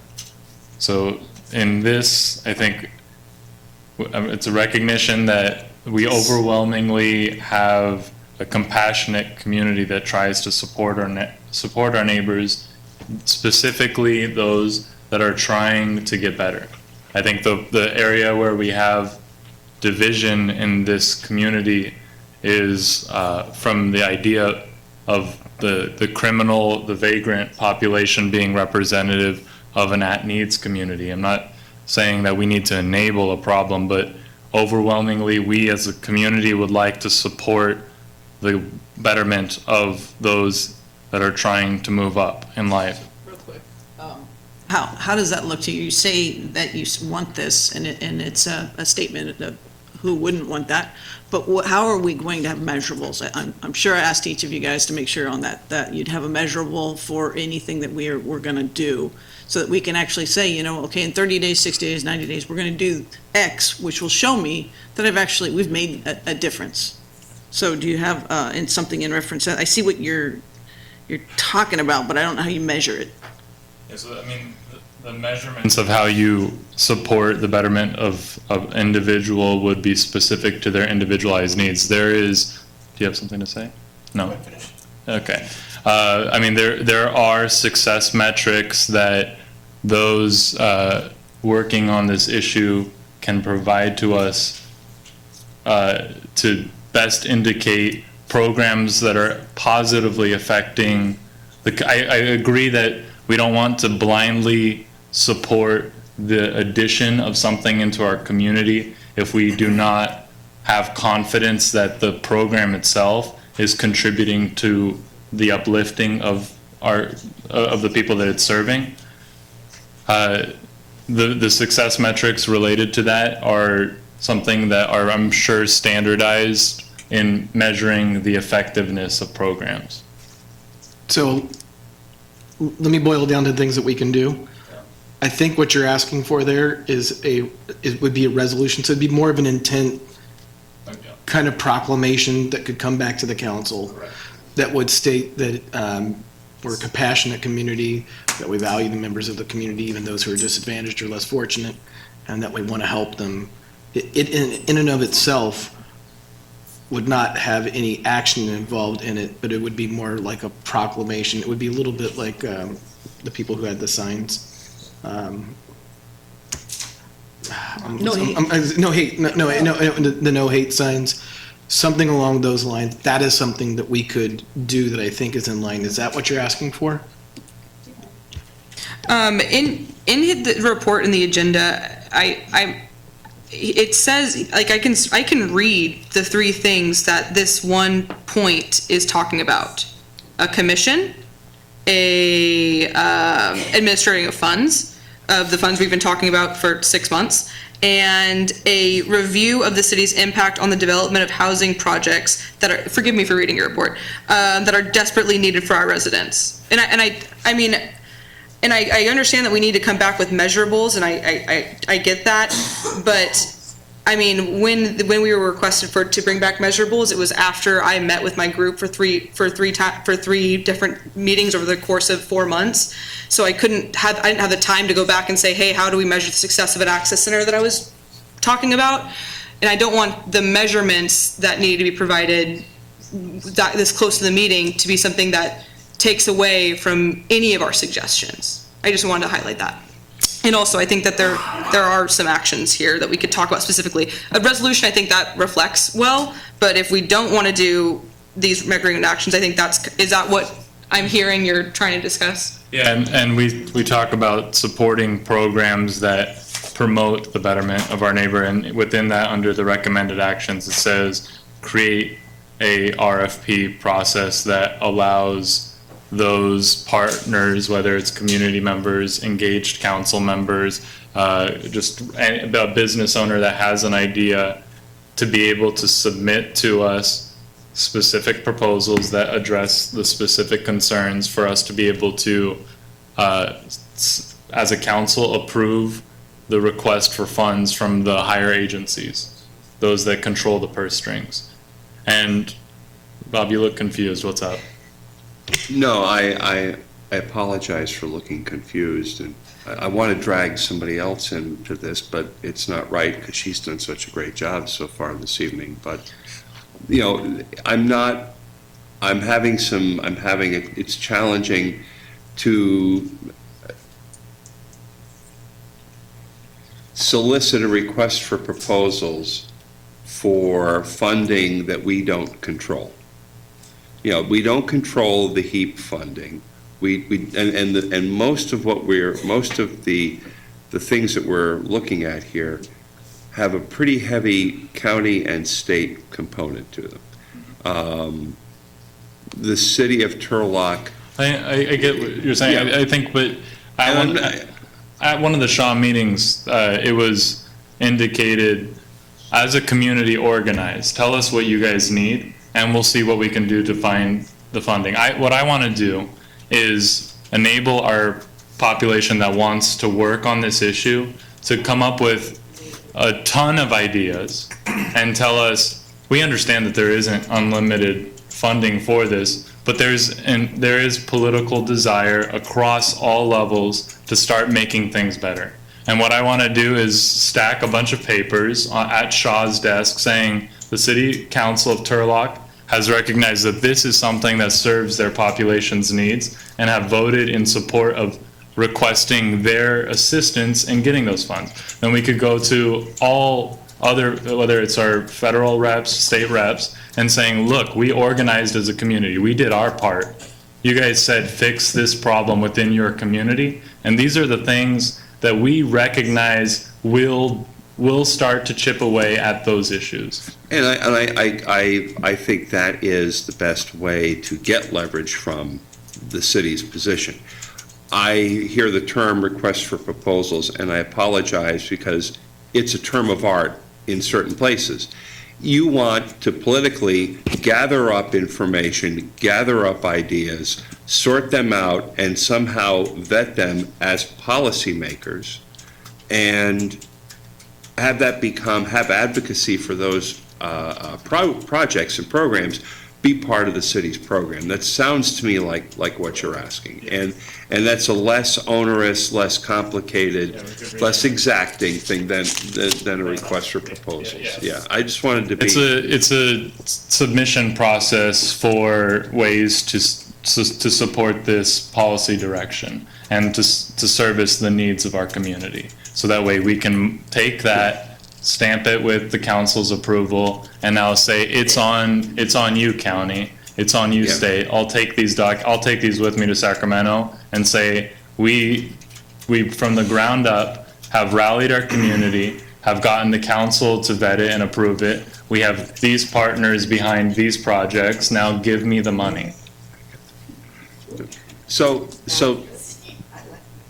and I hope that if you go with a commission or a venue like that, that'll provide you the support you need. You know, when you exclude, in the city of Turlock, when you exclude the enterprise fund staff, when you exclude fire, and when you exclude police, we have about 40 employees in this city, many of whom are engaged in human resources, treasury, just day-to-day parks, day-to-day operations, that we've reached the point where we can't staff this out for something like this that's non-directive, that's kind Absolutely. of It's something that's the weight of this has to be carried by the community, and that's why I think we need to be providing seats, official, formalized seats in a commission, saying your directive is to follow through on this council will. So among the things that we should that I as the city manager should walk away with tonight is, okay, we need to come back, I need to come back with a policy statement. I need to come back with a proposal for a commission. Yes. Okay. Great. And let's, to the specifics of the HEAP fund requests, you know, Mr. Kamara had talked about some of the things that were specifically brought up, the questions of. I want to give some direction related to what types of programs we want to ask for submission, the types of directive that would kind of create a filtration process. The significant consideration needs to be made that anything that is introduced to this, introduced along this line would have a corresponding community impact report that really tracks all of the metrics that indicate whether or not the addition of this is having a negative impact on the surrounding community and to the city as a whole. So that means gathering the data from our public safety calls for service, the emergency, working with the emergency room manual, seeing if there's increases in that, working with our business partners in the surrounding area to track the impact associated with that. So these are either going to be one program that does both, or go ahead. So what I think you're talking about would be appropriate to do when we actually take an action on a specific item, and then direct staff as to how you'd like to be follow-up and stuff like that. I don't think, when we don't have a project to consider, I don't know that you want to put the conditions on those projects. I think what you're asking is, how would you like to prioritize staff's time in going after HEAP funding, or, So I think the thing that people want to talk about is what is the first immediate thing that we're going to be doing to provide those that need safe refuge access to safe refuge without negatively impacting the Turlock community as a whole. And what we want to do is, I think, work with programs that there's an incredible amount of resistance to tents. So what we want is a more permanent type of structure, something with higher levels of standard of living, higher levels of public public health considerations and public safety considerations. There's a strong desire for this program to have corresponding work programs associated with it, so that the members that are, anyone that would be coming into this is given opportunity to develop personal skills to create a path out of homelessness. We want to make sure that every person brought in is given personalized assessment and whole person wraparound care for them. Yes, another, and reach for the button. So we don't control the funds, right? So we apply for them and the county gives it to us. I think what would be helpful is to know, instead of operationally how you'd like it to operate, what programs, as an example, the non-tent, more permanent structure type of programs that you want to have staff prioritize their time. And I think, to your city manager's point, you probably only want max like 3 or 4. And my concern is that if I'm not in a position as your city manager to lead the staff of this city into enterprises that are not part of our mission. The city, the county government, the state government, they run programs, they have funds, they administer funds. We can move projects forward for consideration. I mean, I've been in county government. I spent 20 years in county government. I was deputy administrator for health and human services. I know what goes where, and for the city to take on such an expansive mission. I'm not asking the city to run this program. I'm asking for them to come up with an application process that clearly communicates the kinds of things that the members of our community will take and will support, and the things that they will not. And the commission that you're proposing would be an outstanding venue for that, because you're not talking to staff. You're not talking to people who are approaching this from a make things work point of view. In your commission, you'll be talking to folks who are engaged in the community and are you're looking at barometers of public opinion.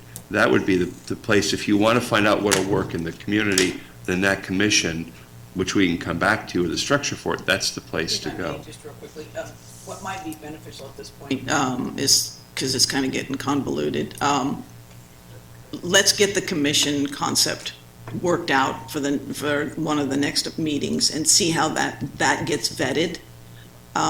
As we know, we spent 7 hours in our retreat here in the senior center, and what we learned is that we're living paycheck to paycheck too, and we have less staff to do stuff with. So we really, if we can create some sort of a commission, as you've asked, and then start to have them bring stuff forward, it might be easier than the grandiose concepts that you have, which are all great. It's just, we only have like 2 people that can do it, and they probably are already working 24-hour days. Is it agreeable? If I may. Sure. Just a couple of quick comments. First of all, I want to commend Andrew and Nicole, because they did put a lot of work into this. And the idea of the proclamations are great, except that they don't really do much. All we do is say, hey, we don't want you to do that, but doesn't stop people from doing what we don't want them to do. It's like, oh yeah, okay, we're not going to do that. The proclamation says what the city of Turlock represents, and I think that there are multiple faces and multiple voices that come up before that right there, and we should say who this body represents. We can do the proclamation. I'm not saying we can't do it. I'm saying I don't feel the proclamation itself solves an issue. It's great, and I think everybody knows that we're trying to solve the problem. I think the issue is that we're trying to solve the problem, the whole problem. I don't think we're going to get there. I'm looking, can we help 5 families this year? If I can find a way to help 5 5 families off the street, I'm gonna say, hey, we succeeded, we did something. If you wanna be ambitious, let's get 1 family a month, 1 person a month. Let's get them, find a way to get them off the streets, get them back in a productive society. That, to me, that's the kind of goal that we need, that we might be able to get our teeth into. You got great ideas, but I don't know that we can accomplish all that in our short term. So everybody's complaining, half the people are complaining about the temporary shelter. Some are saying no, some are saying no. Everybody wants us to do something. They want these individuals to be someplace, but again, we're back in, not in my backyard. Yeah, do something, find someplace for them, but don't do it here. Okay, so no matter what we do or what we decide, half the city is going to be against us. So we need to try to figure out what's the best thing we can do for the city and concentrate on that. And let's narrow it down a little bit and pick 1 or 2 items and see if we can achieve those.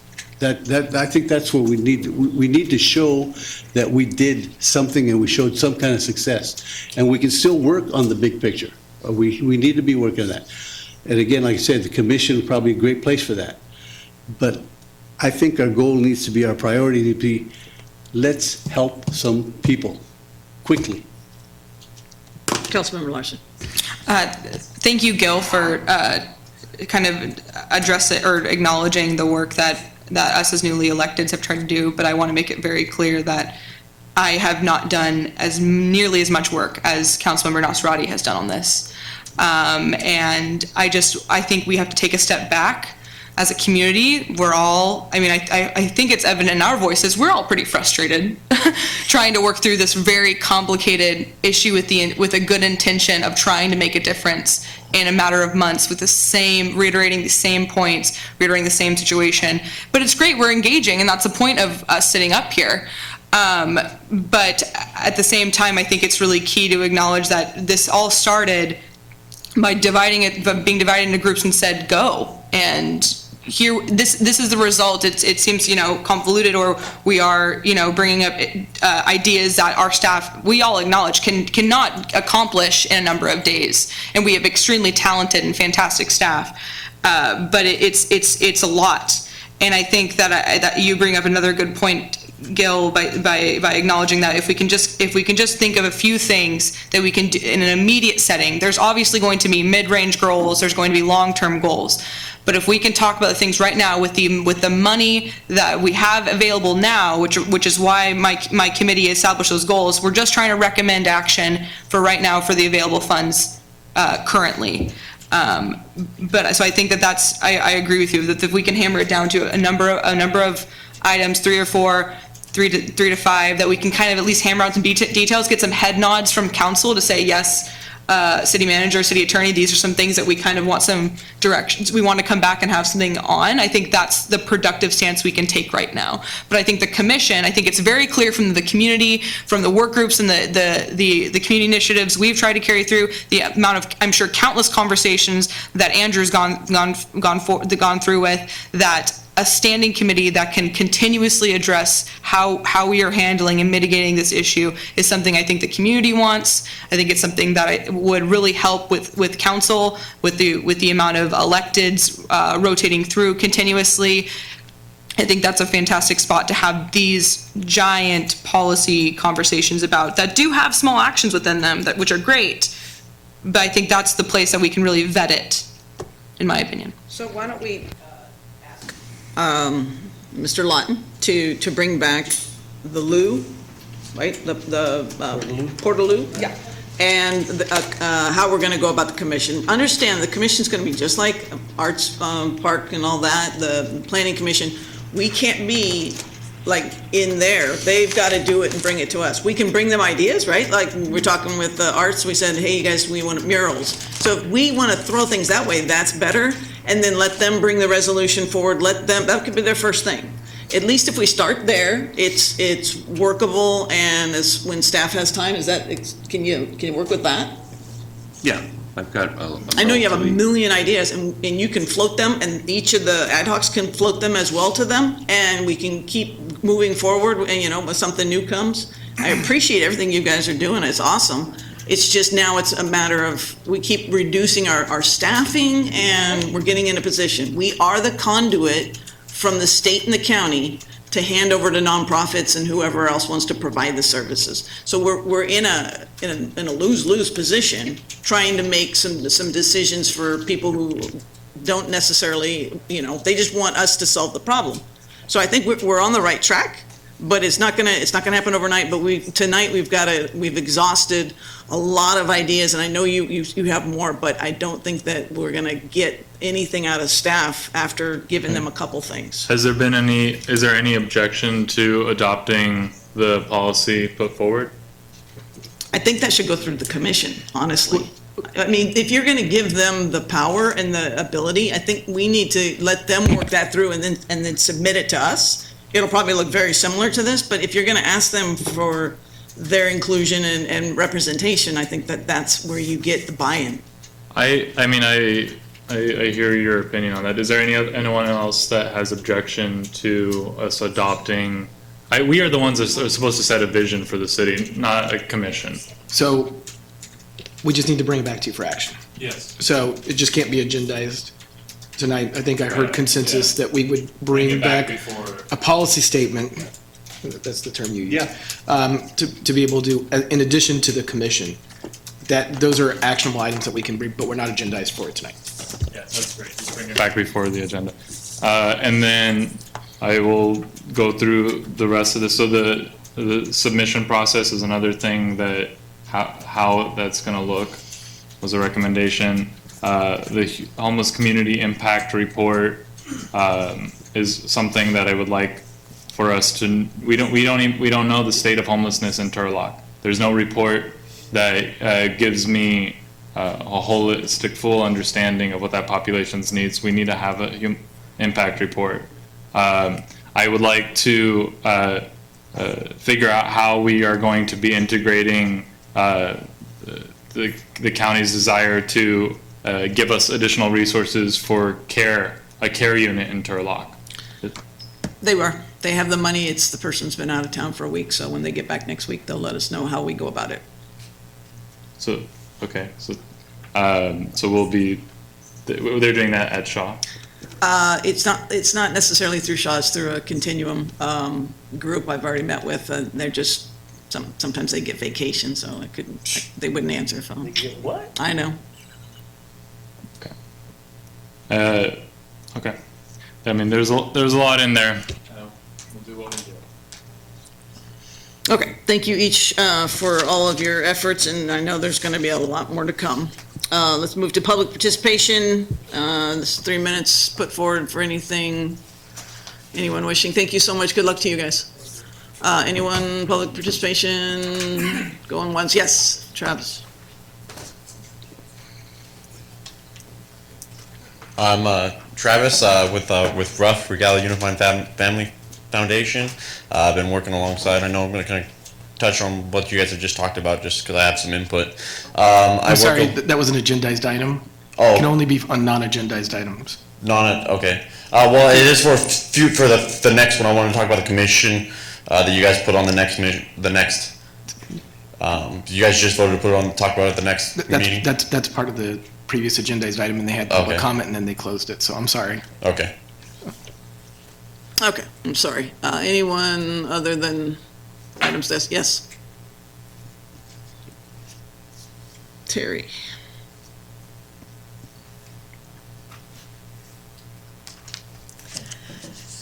Hello, good evening again. Today, many concerned citizens are watching the budget issues of Turlock, and we're anxious to get moving on a plan to get a public safety tax measure onto the 2020 ballot. I was curious as to what was involved in putting this on the ballot, and so I did some research. Turns out there is a lot to be done. There are polls to be taken, research to be done. There are drafts to be written, and time is passing quickly. We can't afford to miss this opportunity and then have to wait another 2 years just by clamping down the budget the way we did, that has made a huge difference, but we've got to begin to get money back in so we don't have to live with that budget for a few more years. I printed this budget from the county website, and maybe you've all seen it. I don't know. I will hand it to you in case anybody wants it for reference. It outlines all the steps required to be followed step by step. There's a lot of information here, so please stay with me as I try to skim through it, get an idea of the amount of work that needs to be done in order to prepare a measure and get it placed on the ballot. There are administrative deadlines necessary to meet vendor and print deadlines, and an election-specific calendar is prepared for each election, and a letter designation will be assigned for each measure. If you're imposing a new or raising tax, you must include the full text of the expenditure plan in the sample ballot pamphlet. There's a 75-word ballot question that must be written to answer yes measure or no measure. There's a fiscal analysis or a fiscal impact statement. Arguments and rebuttal arguments can be filed for or against the measure. These may be submitted up to 190 days before the election and have many technical requirements. The arguments in the ballot will appear in the following order: analysis, fiscal analysis or tax rate statement, argument for, rebuttal to argument for, argument against, rebuttal to argument against, and full text of measure. So that's what you'll all see in the ballot. The deadlines are, the last day to submit arguments for and against are July 17th. Last day to submit rebuttals to arguments for and against is July 22nd. Then there is a 10-day public examination period. Resolutions must be written and adopted. All this works with the County Board of Supervisors through all the steps of the process. So much research and detailed information must go into the resolution and the full text of the board measure, the history and how the money will be spent, that they must be written with great care. Then an abbreviated form of bond measure and a tax rate Sorry, ma'am, your time's expired. must also be written. It seems obvious that a timeline needs to be established now, or even 3 months ago. Ma'am, your time has expired. Okay, the urgency is now. Ma'am. The urgency's now. The urgency is Ma'am. now. Thank you, Terry. Ma'am, thank you. Okay, any other public participation? Yes. So real quick, this is on unagendized items, correct? And I might be using the wrong terminology here, but it was recently brought to my attention, obviously, financial situation here in Turlock, budget considerations. It was brought to my attention that the big box stores, and originally this dates back to the enticement of Walmart to come into the Folker. That was really the first big box store that Turlock hosted, that a sort of sweetheart subsidized deal was given in regards to the licensing, that business licensing associated with that. Generally, you pay taxes based on the amount of revenue that store generates, and that was fixed to further entice, big box stores to come in at Turlock. That remains fixed, so we have stores like Costco, Target, and Walmart paying the exact same amount in regards to mom and pops along Main Street. And I was told that Costco here in Turlock, along with Target, those two branches are within the top 5 grossing in the state of California as a result of this sweetheart tax deal that was given to them. My understanding, it would cost roughly $50,000 to $100,000 to potentially modify the contract with these businesses going forward. But the amount of revenue that we're missing out on as a city, because we've given these preference deals to these larger big box stores, I can understand initially to entice them to come into town, but how long does this go on? So might be something that a potential revenue source that you guys could look into to maybe modify and capture some of that missed tax revenue. Cheers. Thank you. Anybody else? No? Okay, we'll close public participation and move on to motion waiving readings of all ordinances on the agenda except by title. Yes, Mr. Lawton, would you like to say something? if I might. You might. Mr. Camara raised an issue that I had spoken to at the last meeting when I surveyed our revenue sources. We do indeed have a business license fee here in the city, and it does indeed have a cap placed on it. In order to change that cap would require a vote of the people. And doing that vote outside of the 2020. outside of the normal 2020 election cycle would cost about $250,000 to run a special election for that purpose. Current revenues taken in under the business license fee, I believe they're around $1.5 million a year. Lifting the caps would put an additional $250,000 a year in our coffers. So it would be a citywide vote by the public to raise taxes. The current base is about 1.5 million, and the maximum amount we would get is about $250,000. And that's consistent with other cities our size, and even some that are smaller. So it is a way to generate more money. It would not be the answer to our financial problems in one fell swoop. We did make adjustments as a council, you did, to apply the inflationary factor, which had not been done for a number of years, and that did generate some more money. But business license fee by itself won't get us to where we need to go. Thank you. Thank you. Motion waiving reading all ordinances on the agenda except by title. Is there a motion? So moved. Have a motion Seconded. and a second. Councilmember Nisrati? Yes? Councilmember Larson? Yes. Councilmember Esquer? Yes. Mayor Bublak? Yes, passes 4-0. Consent calendar, are we moving it forward or is there anything to be pulled? Is that a motion? Move to accept. Second. And we have a motion and a second. Clerk call the roll, please. Councilmember Nisrati? Yes? Councilmember Larson? Yes. Councilmember Esquer? Yes. Mayor Bublak? Yes, passes 4-0. Final reading of ordinance. We have amending the zoning map of the city of Turlock attached to the Title IX of the Turlock Municipal Code for the Turlock Dental Care, as it was introduced on July 9th.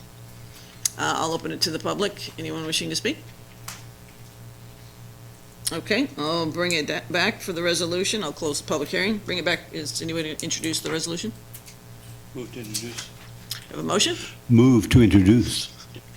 Seconded. A motion and a second. Clerk call the roll. Thank you, Mayor. To confirm, is this just for the ordinance or is it for the ordinance and the resolution? I apologize, both. No, you're good. Thank you. Thank you for the clarification. So we have an ordinance amending the zoning map of the city of Turlock attached to Title IX of the Turlock Municipal Code, rezone 2019-01, Turlock Dental Care, as introduced at the July 9, 2019 City Council meeting. And we have a resolution establishing conditions of approval for Plan Development 277, Turlock Dental Care. Councilmember Nisrati? Yes? Councilmember Larson? Yes. Councilmember Esquer? Yes. Mayor Bublak? Yes, it passes 4-0. Moving on to ordinance and a resolution for amending the zoning map of the city of Turlock for the Warrior Crossing, which was introduced on July 9th as well. So there's an ordinance and a resolution. Open it to the public. Seeing no one, I'll close the public hearing, bring it back for ordinance and resolution introduction Move to adopt ordinance and resolution. and resolution. Okay. We have a motion for both, and we have a second for both. Clerk call the roll, please. Thank you. We have an ordinance amending the zoning map of the city of Turlock attached to Title IX of the Turlock Municipal Code, rezone 2019-02, Warrior Crossing, as introduced at the July 9, 2019 City Council meeting, and a resolution establishing conditions of approval for Plan Development 276, Warrior Crossing. Councilmember Nisrati? Yes? Councilmember Larson? Yes. Councilmember Esquer? Yes. Mayor Bublak? Yes, it passes 4-0. Thank you. On to public hearings. Item A, request to confirm diagrams, assessments. You ready? I'm all ready. Good evening, Mayor, members of the council. The action before you tonight is in regards to our annual assessment district formation. This action does not create any new assessment districts, but this is our annual process in order to make assessments on the existing assessment districts for next year. So this is the third and final process in this annual process. The first item was held on May 28th. The second council meeting was June 25th. And the third and final meeting is tonight. This is a public hearing to basically allow the city to assess the properties in the assessment districts for maintenance operations of those next year. With that, I'd be happy to answer any questions. Questions for Mr. Bray?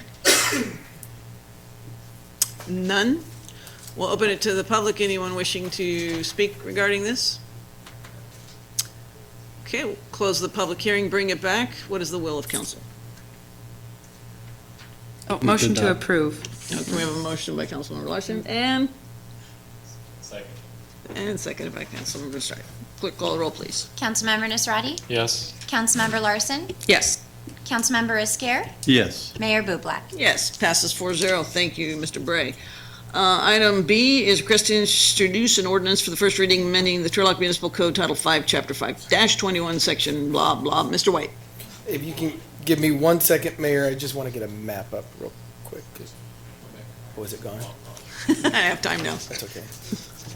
And then number I section. just need the, that's fine. I'll just do it with that if I need it. You gotta hit it harder.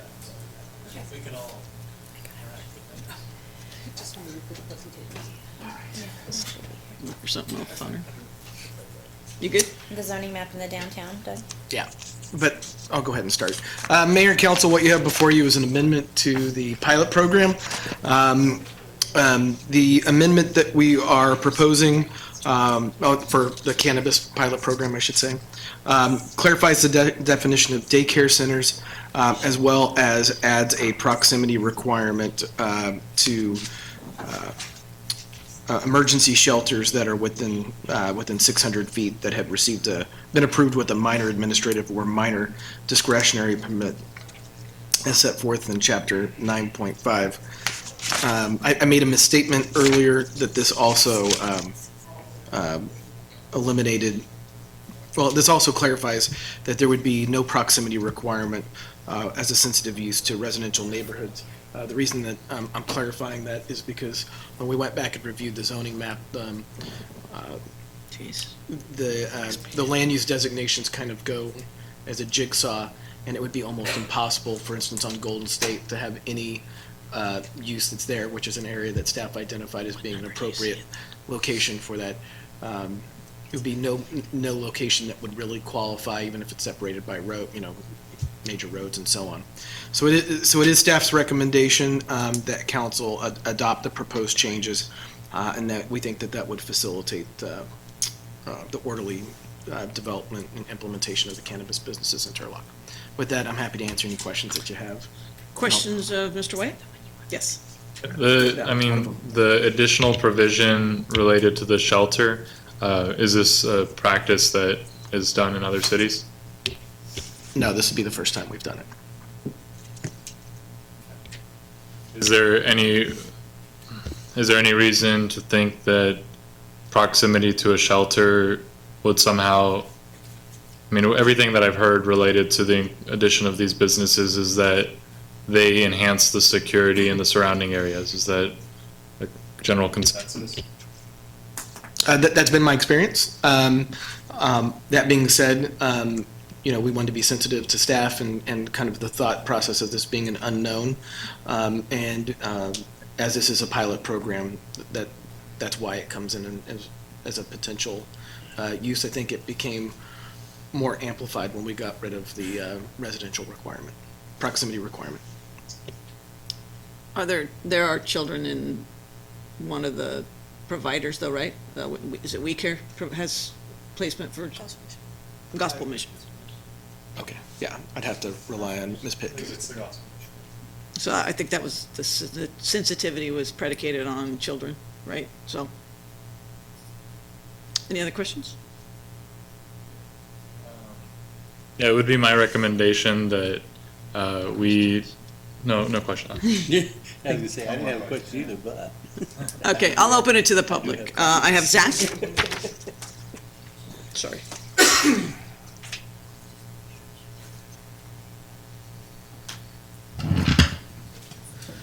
Mayor Bublak, members of the council, Mr. Lawton, Mr. White, Ms. Land, Zach Travon, thank you for the opportunity to be heard.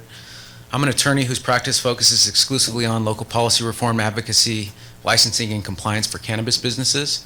Over the last 3 years, I've helped secure approximately 10 local entitlements for commercial cannabis businesses and currently have projects pending between Placerville to the north and about the city of Chula Vista to the south.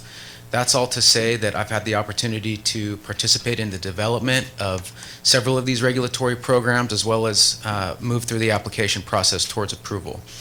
To Councilmember Nazrati's point, this particular sensitive use setback related to emergency shelters is unprecedented. I've never seen it before. I recall being here about a month ago and us considering additional sensitive use requirements above and beyond what the state has adopted, and it was the will of this council to, in fact, reduce that back to a more reasonable level and allow the Planning Commission to determine future projects and locations on a case-by-case basis. I am strongly urging the council tonight to vote to not adopt the emergency shelter sensitive use setback, or if there is some special consideration, to reduce that to at least half to 300 feet. That would eliminate the possibility of a cannabis dispensary being across the street, next door, even down the block or adjacent on the back side. I'd call your attention to a specific instance of a regulatory program that adopted additional sensitive use setbacks early on, that being the city of Stockton. The additional sensitive use setbacks that they adopted back in 2016 caused their regulatory program to lay stagnant for 3 years, meaning that the licenses that they authorized did not even field applicants for those licenses because of the lack of commercial real estate. When you compare the city of Stockton to the city of Turlock, you're looking at approximately a 75 square mile footprint versus a approximately 17 square mile footprint here in the city of Turlock, far less commercial and industrial real estate to choose from. This 600-foot setback would severely limit the field of eligible properties in and around the downtown core, which most of the ideal commercial properties that would be ideal for commercial cannabis retail would be located. Anecdotally, again, City of Stockton back in 2016, the top two tax-paying businesses there were Costco and Target. The third behind them was the cannabis retail facility located in the same complex as a Food for Less grocery store. These are not a threat to public safety. In fact, they increase security. I would recommend that you vote down the emergency shelter setback or reduce it by half. Thank you very much. Thank you. Anybody else? Mr. Warda?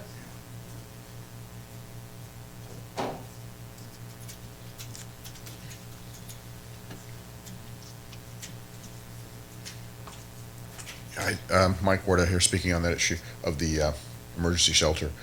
I don't know why we'd want to mess with something we spent so much time working on and throw in something that's unprecedented. It doesn't occur anywhere else. At the shelters themselves, first of all, have management on site. Second, they're typically adults at these locations. Third, all these dispensaries are unmarked facilities. You've got to have an ID to come in there.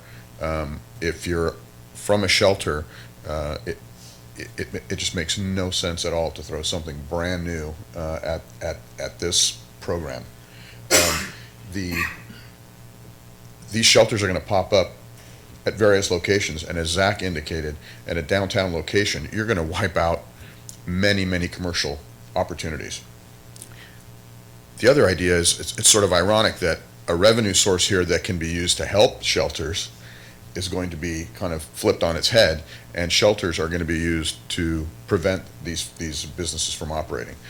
I don't think there's any connection between the two operations that's been studied by anybody. I have not heard anything in the report tonight that indicated the rationale for it, other than it just sort of popped up out of nowhere. Let's do this, without any kind of support for it whatsoever. So if there are some ideas that can be articulated by, I don't know if the public, if there's somebody that was driving this, because I don't even know where it came from, just sort of left field from my perspective. So I ask you to, again, I never understand why councils would want to restrict themselves and take away their opportunity to evaluate projects themselves. You're taking an opportunity away from the Planning Commission to evaluate projects and from yourselves. There's no reason to eliminate that discretion. You're also taking away the opportunity of staff to properly evaluate projects if something's just dead on arrival. So I ask that you absolutely drop this relation with emergency shelters. Thank you. Anyone else? Mr. Puffer?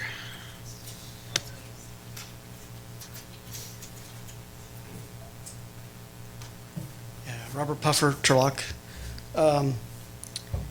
If you're going to, the only rationale I can think of limiting them away from emergency shelters is you're saying it's a drug and the homeless have a drug problem. But if you're going to do that, then probably you need to eliminate any liquor stores within the same distance because they have liquor problems also. And I don't think that's going to happen. So I don't think you should limit the cannabis to being within 600 feet of emergency shelters. Thank you. Anyone else? All right, I will close the public hearing and bring it back for comment. Yes? Yes, I had no questions for, on this, but I did have a couple comments. I did not see the need for the amendment in here. I'm not going to support that. In fact, I'm going to move to strike that from that paragraph if that's possible, but I just don't see that That was a motion? the concerns That's a that motion, yes? it will be. Okay. I don't see the concerns that have been addressed, voiced. I think that the cannabis business dispensaries are so well controlled, that's going to be the last place that you're going to see any homeless people show up. So at this point, I move to strike that amendment from the paragraph. I second that motion. We have a motion and a second. Mr. White, did you have something you wanted to say? I do. I came prepared on this one, so Okay. I'm not writing it at the dais. So I'm going to pass out a green sheet, have it put in the back of the room, so y'all would know what you're actually voting. We all would like to say that. Thank you. Oh, it's not so. The residential 600 feet has already been removed from the language, is that correct? Yeah. Okay. Actually, you only need 4. So while we're waiting for that to be passed out, just as a cautionary, when you hear my no vote, so as not to be caught by surprise, any marijuana thing I've already voted no on, so I will continue to be strict to my guidelines and beliefs. So I'm not trying to trade anybody else's vote. I just want everybody to know why I'm going to continue to be a no. So I'd just like to confirm with the maker of the motion that this represents the change you requested.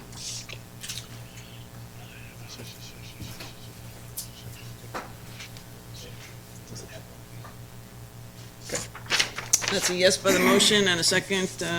Councilmember Larson agrees with that, so clerk, call the roll, please.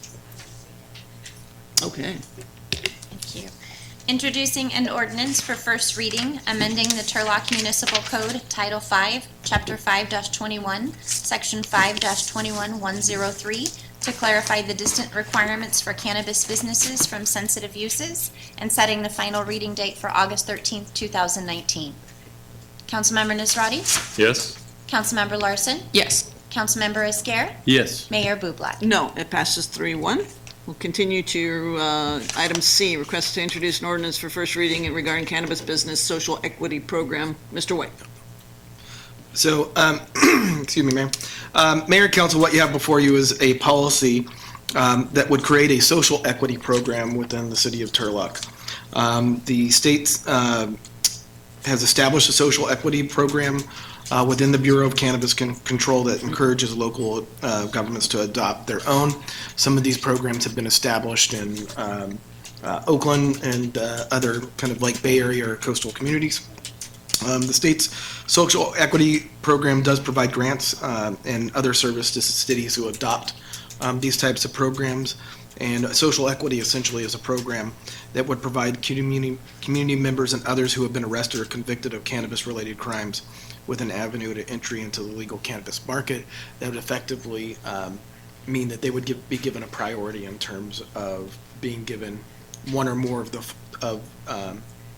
4 dispensary licenses. At least that's what the policy would likely wind up being. The reason that this is important and the reason it's on the agenda tonight is because we are in the process of of interviewing. We had a, really amazing first day of interviews. We have another full day tomorrow and a crescendo on Friday. And I was very impressed by the level of professionalism of the folks who've come in so far, so I'm excited about the next couple days. But we have 32 applicants, and we have 4 licenses for the retail dispensaries that we would be looking to award, and we need to know whether or not that's a consideration that the team who's evaluating them, which is your city manager, Bob Lawton, your municipal services director, Michael Cook, and your assistant city manager, Marilyn Pitt, whether or not they need to take that into consideration or not. As you'll know, this is just kind of an intent policy as it stands right now. There's not a lot of meat on the bones because I don't exactly know what y'all want. But I needed to know for purposes of whether or not I needed to hold one of the license awards in basically or not on a go-forward basis. So I kind of laid out some of the parameters. I'm happy to get into more kind of like details if you'd like, but with that, I'm happy to answer any questions that you have. Questions for staff? Yes. I'm not sure if you can answer this now, this early in the process, but I guess you could answer hypothetical. Could this, if you guys went through the process and you had the top 4 dispensaries and they, through the vetting process we have currently established, could this apply to all 4? Like, do we even have a need for this? I'm just trying to establish. We already have the RFQ. Do we know that there's a need? Do we have applicants that would currently even be eligible for this program? It's hard to say because we haven't finished our evaluation process yet as to whether or not this is needed or not. Whether effectively the real question is whether or not somebody who has a cannabis crime in their background would otherwise be eliminated, who would otherwise score in the top 4. As it stands right now, somebody who had a criminal background would not pass the police chief's background test. So they'd be screened out. So if we were to implement this, would this only allow those who have a cannabis-related offense to be still in the runnings? Would that be, it wouldn't necessarily give them a leg up over other applicants. It would just allow them to not be disqualified based on the background check. Is that correct? No, it would give them a leg up. Okay, thank you. So real quick for, somebody might be in law enforcement. So you run their whole background, their resume, if you will, of crime. As long as it's all marijuana and not violent, we're going to say, welcome, nothing's been expunged, and we're going to go forward? Or if it's only one? So there's 2 ways of handling this. I could get direction on it, but this is not agendized. This aspect of it's not agendized. So could you raise a separate question, council member? If your desire is to not disqualify somebody who's been convicted in the past of a marijuana crime, there's 2, then I would want to know that, right? And I would want direction to bring something back to you. And there's 2 components to that. There's, because there's minor marijuana crimes. Sorry, allergies. And then the other component of it is people who are, had 90 pounds of pot going across interstate boundaries and who have been convicted. So there's kind of like 2 different levels. So if you don't want us to take that into consideration, I need to bring an item back, but I would like to get some feedback from council as to whether or not there's consensus on that. It would not be my recommendation as part of a pilot program that we necessarily do that, at least as it relates to the major crimes, right? What would be a more serious felony kind of interstate thing. As it relates to this one, it's basically saying, do we want to it goes a little bit further than what you're saying. So maybe somebody has in the past been convicted of being a drug dealer. And they're on the road, and part of the road to rehabilitating themselves is having an opportunity, but it would be confined to cannabis, so it's not like somebody dealing cocaine or something like that. This would actually prioritize them, as a way of kind of like them rehabilitating themselves. Staff has no recommendation as it relates to this. This is an important issue because of the grants and other things. This is an important item for council to consider and for us to get direction on. And given the fact that we are getting ready to kind of make recommendations on who's going to go and be eligible to fill out an application, if I need to set something aside as part of that process, then I need to know now. Because I expect that we'll be announcing on Monday, at least on the retail side, who's able to move forward. Vice Mayor? Yes, a comment and question. First, hypothetical, okay, we're talking about crimes related to cannabis. It's hypothetical. One of the applicants is under investigation for fraud. That would be separate, even though the fraud is related to a cannabis They'd be DQ'd incident? under fraud. Okay. All right. So that's separate. That's not. Yeah, I can tell you right now that I will never recommend anybody who's been convicted of a crime of financial nature because the amount and sums of cash that they would Or be even exposed to. bankruptcy? Yeah. Bankruptcy would technically not disqualify because it's not a crime to go bankrupt. Well, it's not a crime, but I'm just saying if we're looking for the best business plan, I want somebody who's competent. Correct. I'm saying it's not necessarily a disqualifying thing. I think when you have 32 applicants, it's unlikely that somebody who's had a bankruptcy is going to be the person who gets recommended. But it wouldn't of itself preclude themselves. Like, if they invented Microsoft, after they went bankrupt, or Amazon or something like that. Oh, or they wrote Harry Potter. Okay, there you go. So. Okay, so that was the question. Now my comment is. Okay, no comments. No comment. We're still in questions? Well, we have to open up first. Well, Yeah. get on with it. A question? Good. Question. Oh, I have one question. Yes. Could it be possible that instead of putting one of the allocated dispensaries, one of the four aside for a program like this, would it be possible to have this program be kind of vetted and invested in and really thought of again after we go through the pilot part of our program? Or would you want this to be a part of the pilot part? Well, if it's going to be part of the initial rollout pilot program, I need to know now. Right. If you would want to do it, I think it would probably be more appropriate to say, look back in 6 months, a year from now, when the community has had some level of exposure, and then see if it's appropriate to revisit. At that point, are we able, because we've already said 4, based on our population, I know it was based on your experience and that was your recommendation. At that point, would we, if we started rolling out this program, would we have to open another opportunity for a dispensary? Y'all are the boss. So if you decide that you want 5, that option is not precluded from you. I do think that if you were to ever open it again or expand it without any absence of significant population growth, that I would want it to be very limited or specific to some kind of niche purpose.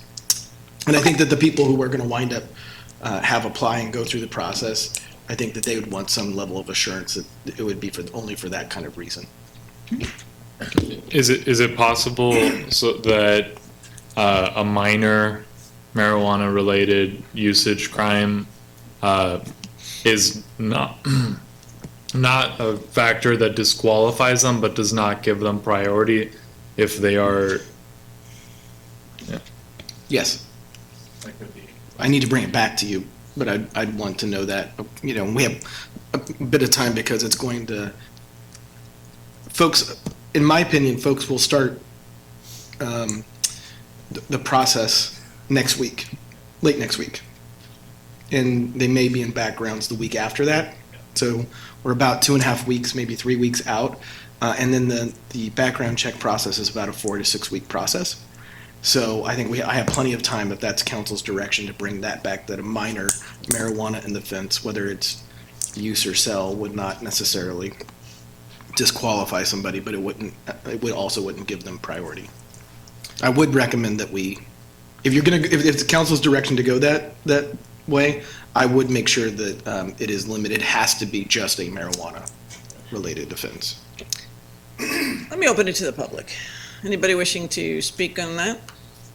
Zach?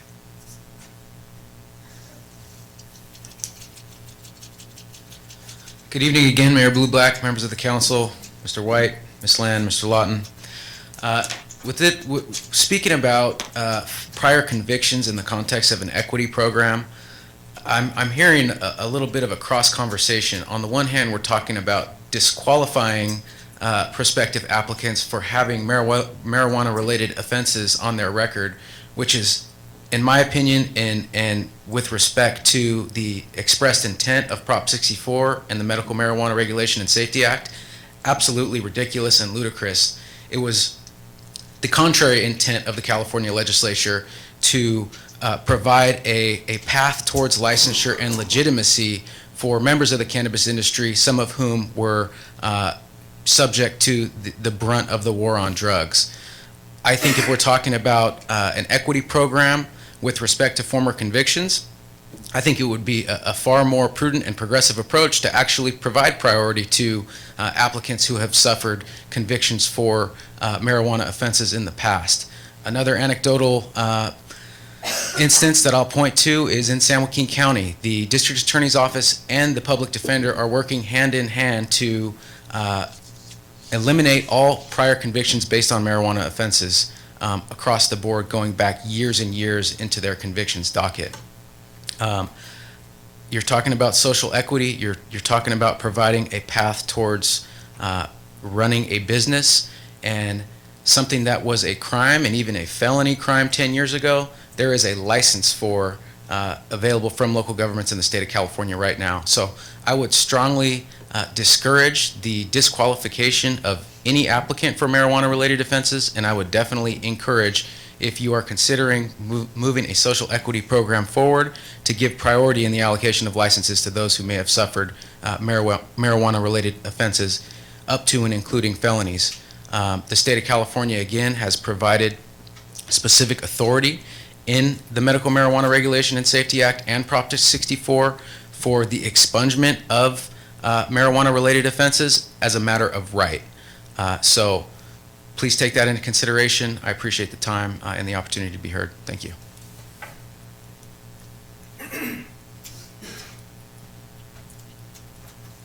Good evening, Mayor and members of the council. Excuse me. This is the city of Turlock, the jewel of Stanislaus County, the only city that's been on the right path for the last decade or 15 years. I have flipped a little over 900 properties since the 2009 crash, and the number one request that I get from employees and from members of the community is to help them find a house in the city of Turlock. And I'm perplexed about what I'm hearing. We're supposed to give somebody that committed a crime, that neglected state and federal laws priority?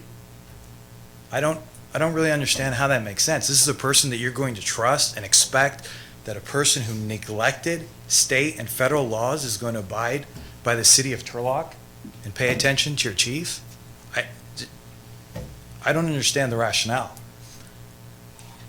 You're going to want to look at their history and their records, evidenced records from the community, from the state, from the BCC, from the State Board of Tax, to be able to properly take the temperature of that individual before you commit to the next 3 or 5 years of having this person in your community. Because there are going to be times and there are going to be issues. This industry isn't perfect. It's in its infant stages, right? There's going to be changes needed to be made. I don't know how you would give preference to a person who neglected state and federal law and think that they're not going to neglect the city of Turlock. Thank you. Thank you. Anybody else? Mr. Franzen. He did talk about marijuana before.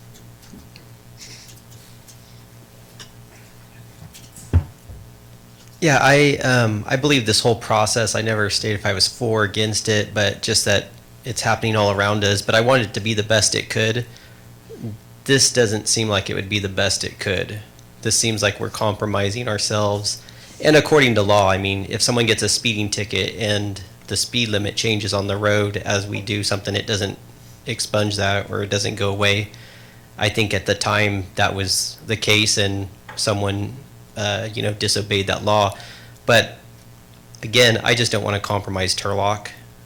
This whole process, there's a lot of people that don't really believe this should be happening, but if it does, they want it to be the best. And I would ask that you keep that going, because there's a lot of people that would be here tonight if they knew that if it was going to get compromised with anything even closely related to violating laws or public safety. And having a quality operator, that was the big thing about asking for, cash receipts and potential current operations, since we're one of the last cities around. So I just ask that you hold to that. Thank you.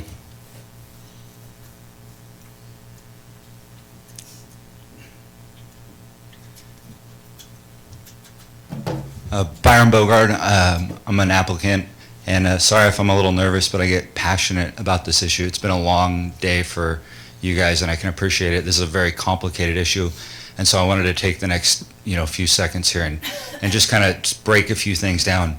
First off, I think it's crazy to give somebody preference in a process that's already started, because I would have taken my application and addressed that component and why I feel I could be that and take that spot if there was such a spot. I think that since this has already begun, it should keep the process going as is. That being said, if you guys want to look at it down the road, I think getting a group of people together and coming up with parameters and seeing if that's what the city wants, that's a great idea. As far as social equity, we heard a lot about homeless tonight, and it's a very passionate issue. But there's an opportunity for you guys to mix some things around and look at social equity from a business standpoint, to where if I'm fortunate enough to have a micro business, to where if I hired somebody off the streets that we were trying to get rehabilitated, that's a tax break. There's incentive there. And that's all stuff that you guys can write in that negotiation process, with the city attorney's help. And so I think social equity, I just want to make sure that I took this opportunity to make sure that you guys as council, and I've had the opportunity to have the Turlock Cannabis Advisory Committee come out to my dispensary, but I wanted to take this opportunity to really say there's a lot to social equity and what that means. And the city has a really awesome opportunity to bring that in and tie that in with the homeless, getting people jobs, getting people that maybe have cannabis convictions, back from the black market into the legal market. And there's opportunities as more people want to come here and grow, if it's a favorable business environment, to tie that together. And so I think making sure that after this process moves forward, you're going to have a group, a cannabis community, and making sure that they're involved in that and how they can help with all of this and bring that social equity component here.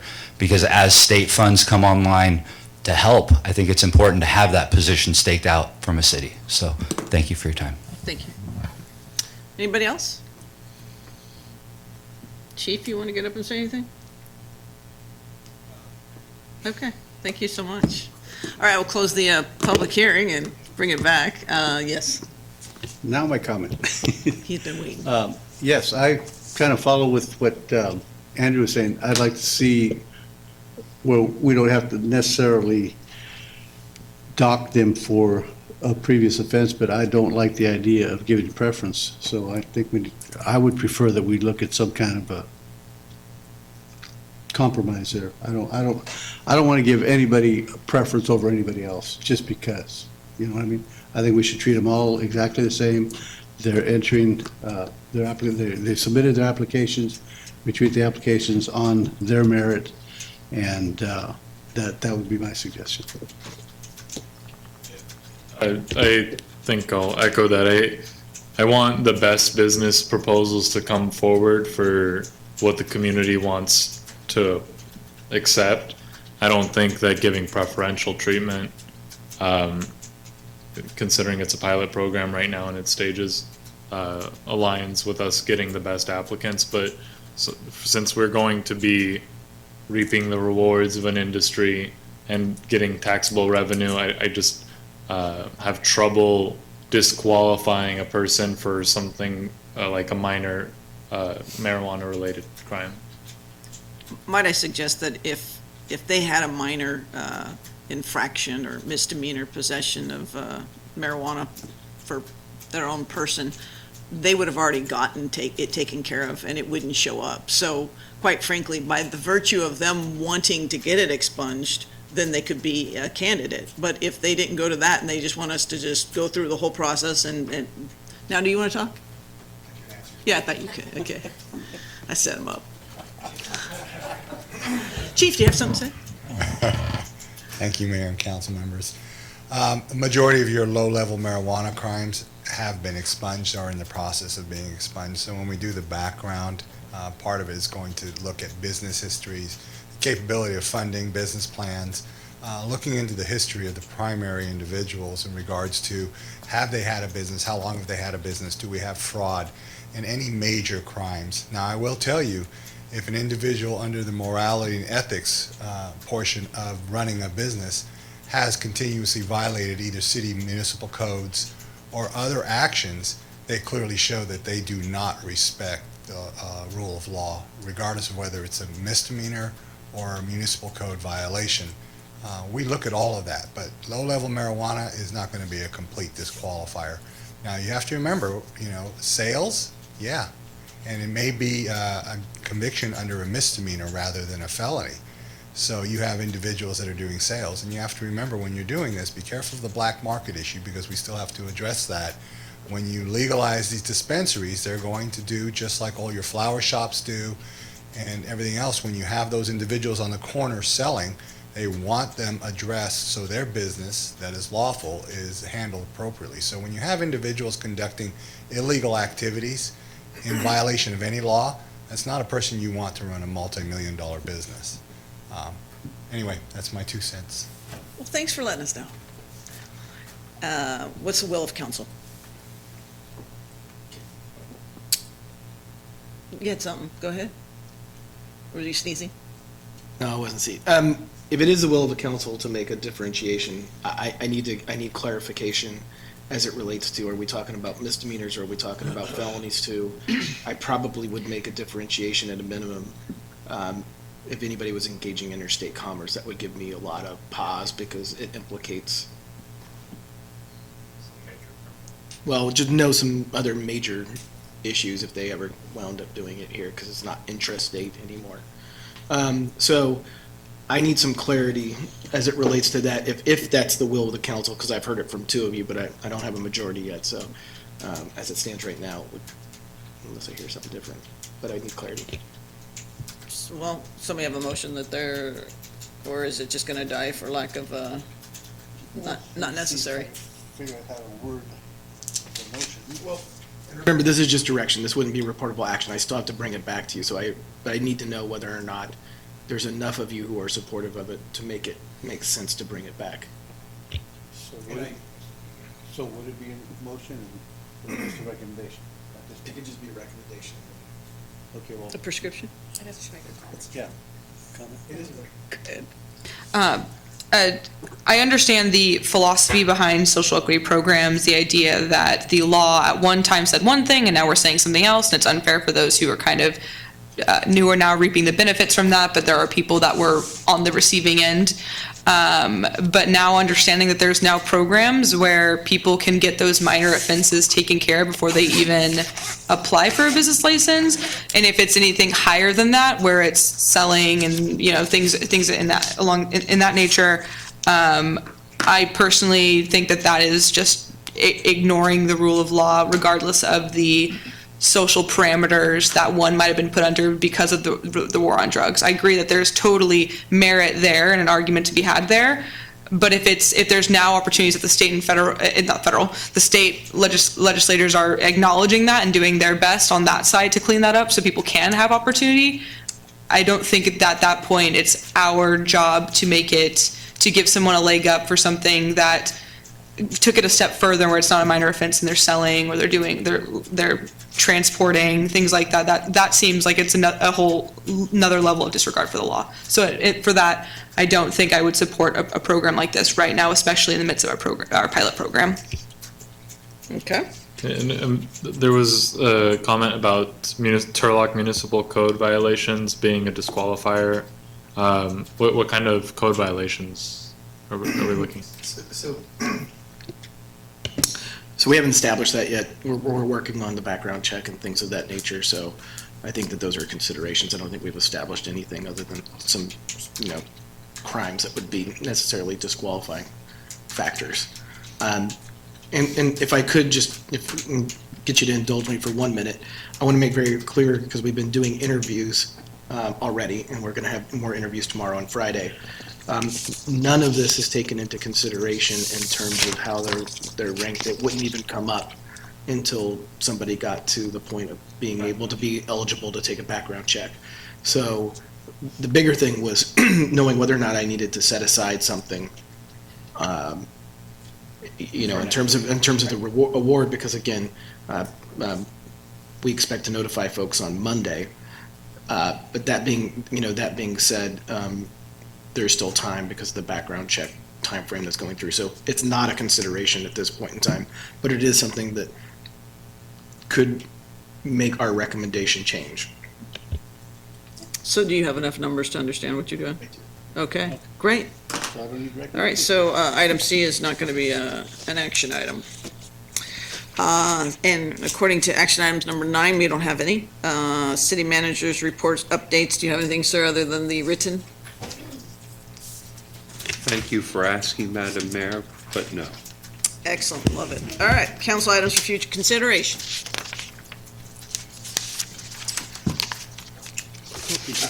Without the risk of beating a dead horse, I did mention, where I'm going to go back to a little bit about the homelessness stuff. I did mention other items that I wanted to be considered, and we talked about the access, or not, we only talked about the Portaloo and then the commission. So can I bring up the other items and see if we can get some head nods? And if not, that's fine. But our committee did do some work about some specific items we want to bring back. And I think we would, to get a sense of, do you want staff to come back, you will have to make some recommendation. Yes. You'll have to make some decisions. We'll make some recommendations. So, yeah, I looked at the others, and if you want to go through the list, that'd be great. Oh, if you guys all liked my recommendations, I don't need to exhaust time. So, okay. Thank you. Comments? Sure, comments too. Yeah, just a quick comment. I received an email from Mr. Ed Mays. You remember, he's been here a couple times for the Broadway issues. And he wanted to make sure that I thanked whoever was in charge, responsible for putting a speed limit sign over by Broadway Park. So I don't know if it was Nathan or Michael or Allison. Maybe Kelly. All of you. Anyway, he wants to thank all of you. He said that's great. He's been meaning to bring it up for a while, and he keeps putting it off. So anyway, thank you from Mr. Mays. Yes. I will be hosting another town hall on August 3rd in Assyrian for the Assyrian community at Assyrian American Civic Club. You guys are definitely not watching this, so I'm gonna have to go and talk to you individually. But yeah, hopefully I'll see you there. Okay, I have a question. Can I attend, would that be a Brown Act if I attend that? If I didn't understand any of it, would that be a Brown Act violation? Counselor? There's only one of you, other than them, you're good. But if you can't understand the language, what is being conducted, this is still a Brown Act. Motion to adjourn? He doesn't want to know the answer. Do you have to I'm think? so confused. Hang on, Councilmember Larson. Councilmember Nasrati and I have kind of teamed up to think about how we can really more productively as a city talk about, present social media. We did some preliminary research of just kind of looking at what other cities do, and we have 1, 2, 3, 4, 5, 6, that I found 6 pages on our Facebook, which is great, fantastic engagement, but other cities have less and a little bit more content coming out of certain ones, and it's fantastic that we have that. But we were just thinking that maybe if we can kind of consolidate them and maybe take a lot less burden off of the departments of how much they're doing on each social media site, how much you're doing, maybe we can have a recommendation to save some money, to have it come out of one body or one department. And we were just we wanted to have an opportunity to sit down with you, Bob, and just kind of talk about this in a little more detail and see if there's something we can kind of, maybe a recommendation, something later on the road, but just want to tell everyone and kind of get some nodding heads from our colleagues to pursue. Better communications. Better Yeah, communication. I I think, heard save money, so I'm interested. yeah, we probably should have done something like this a while ago in terms of streamlining and systematizing our social media presence and public communications. So sure, come on in and see me. I'd be happy to hear what you have to say. And just to clarify, not just I'll be social here. media, press releases, just anything that's how we talk to newspapers, things like that. I think that we can probably do a little bit more productive. But you guys are doing a great job. So, but we can maybe do a little bit better. Okay, closed session, we have none. Reports from closed session, we have none. And adjournment, everybody wants it? All right. Thank you. Thank you. You got it. There you go, Bob.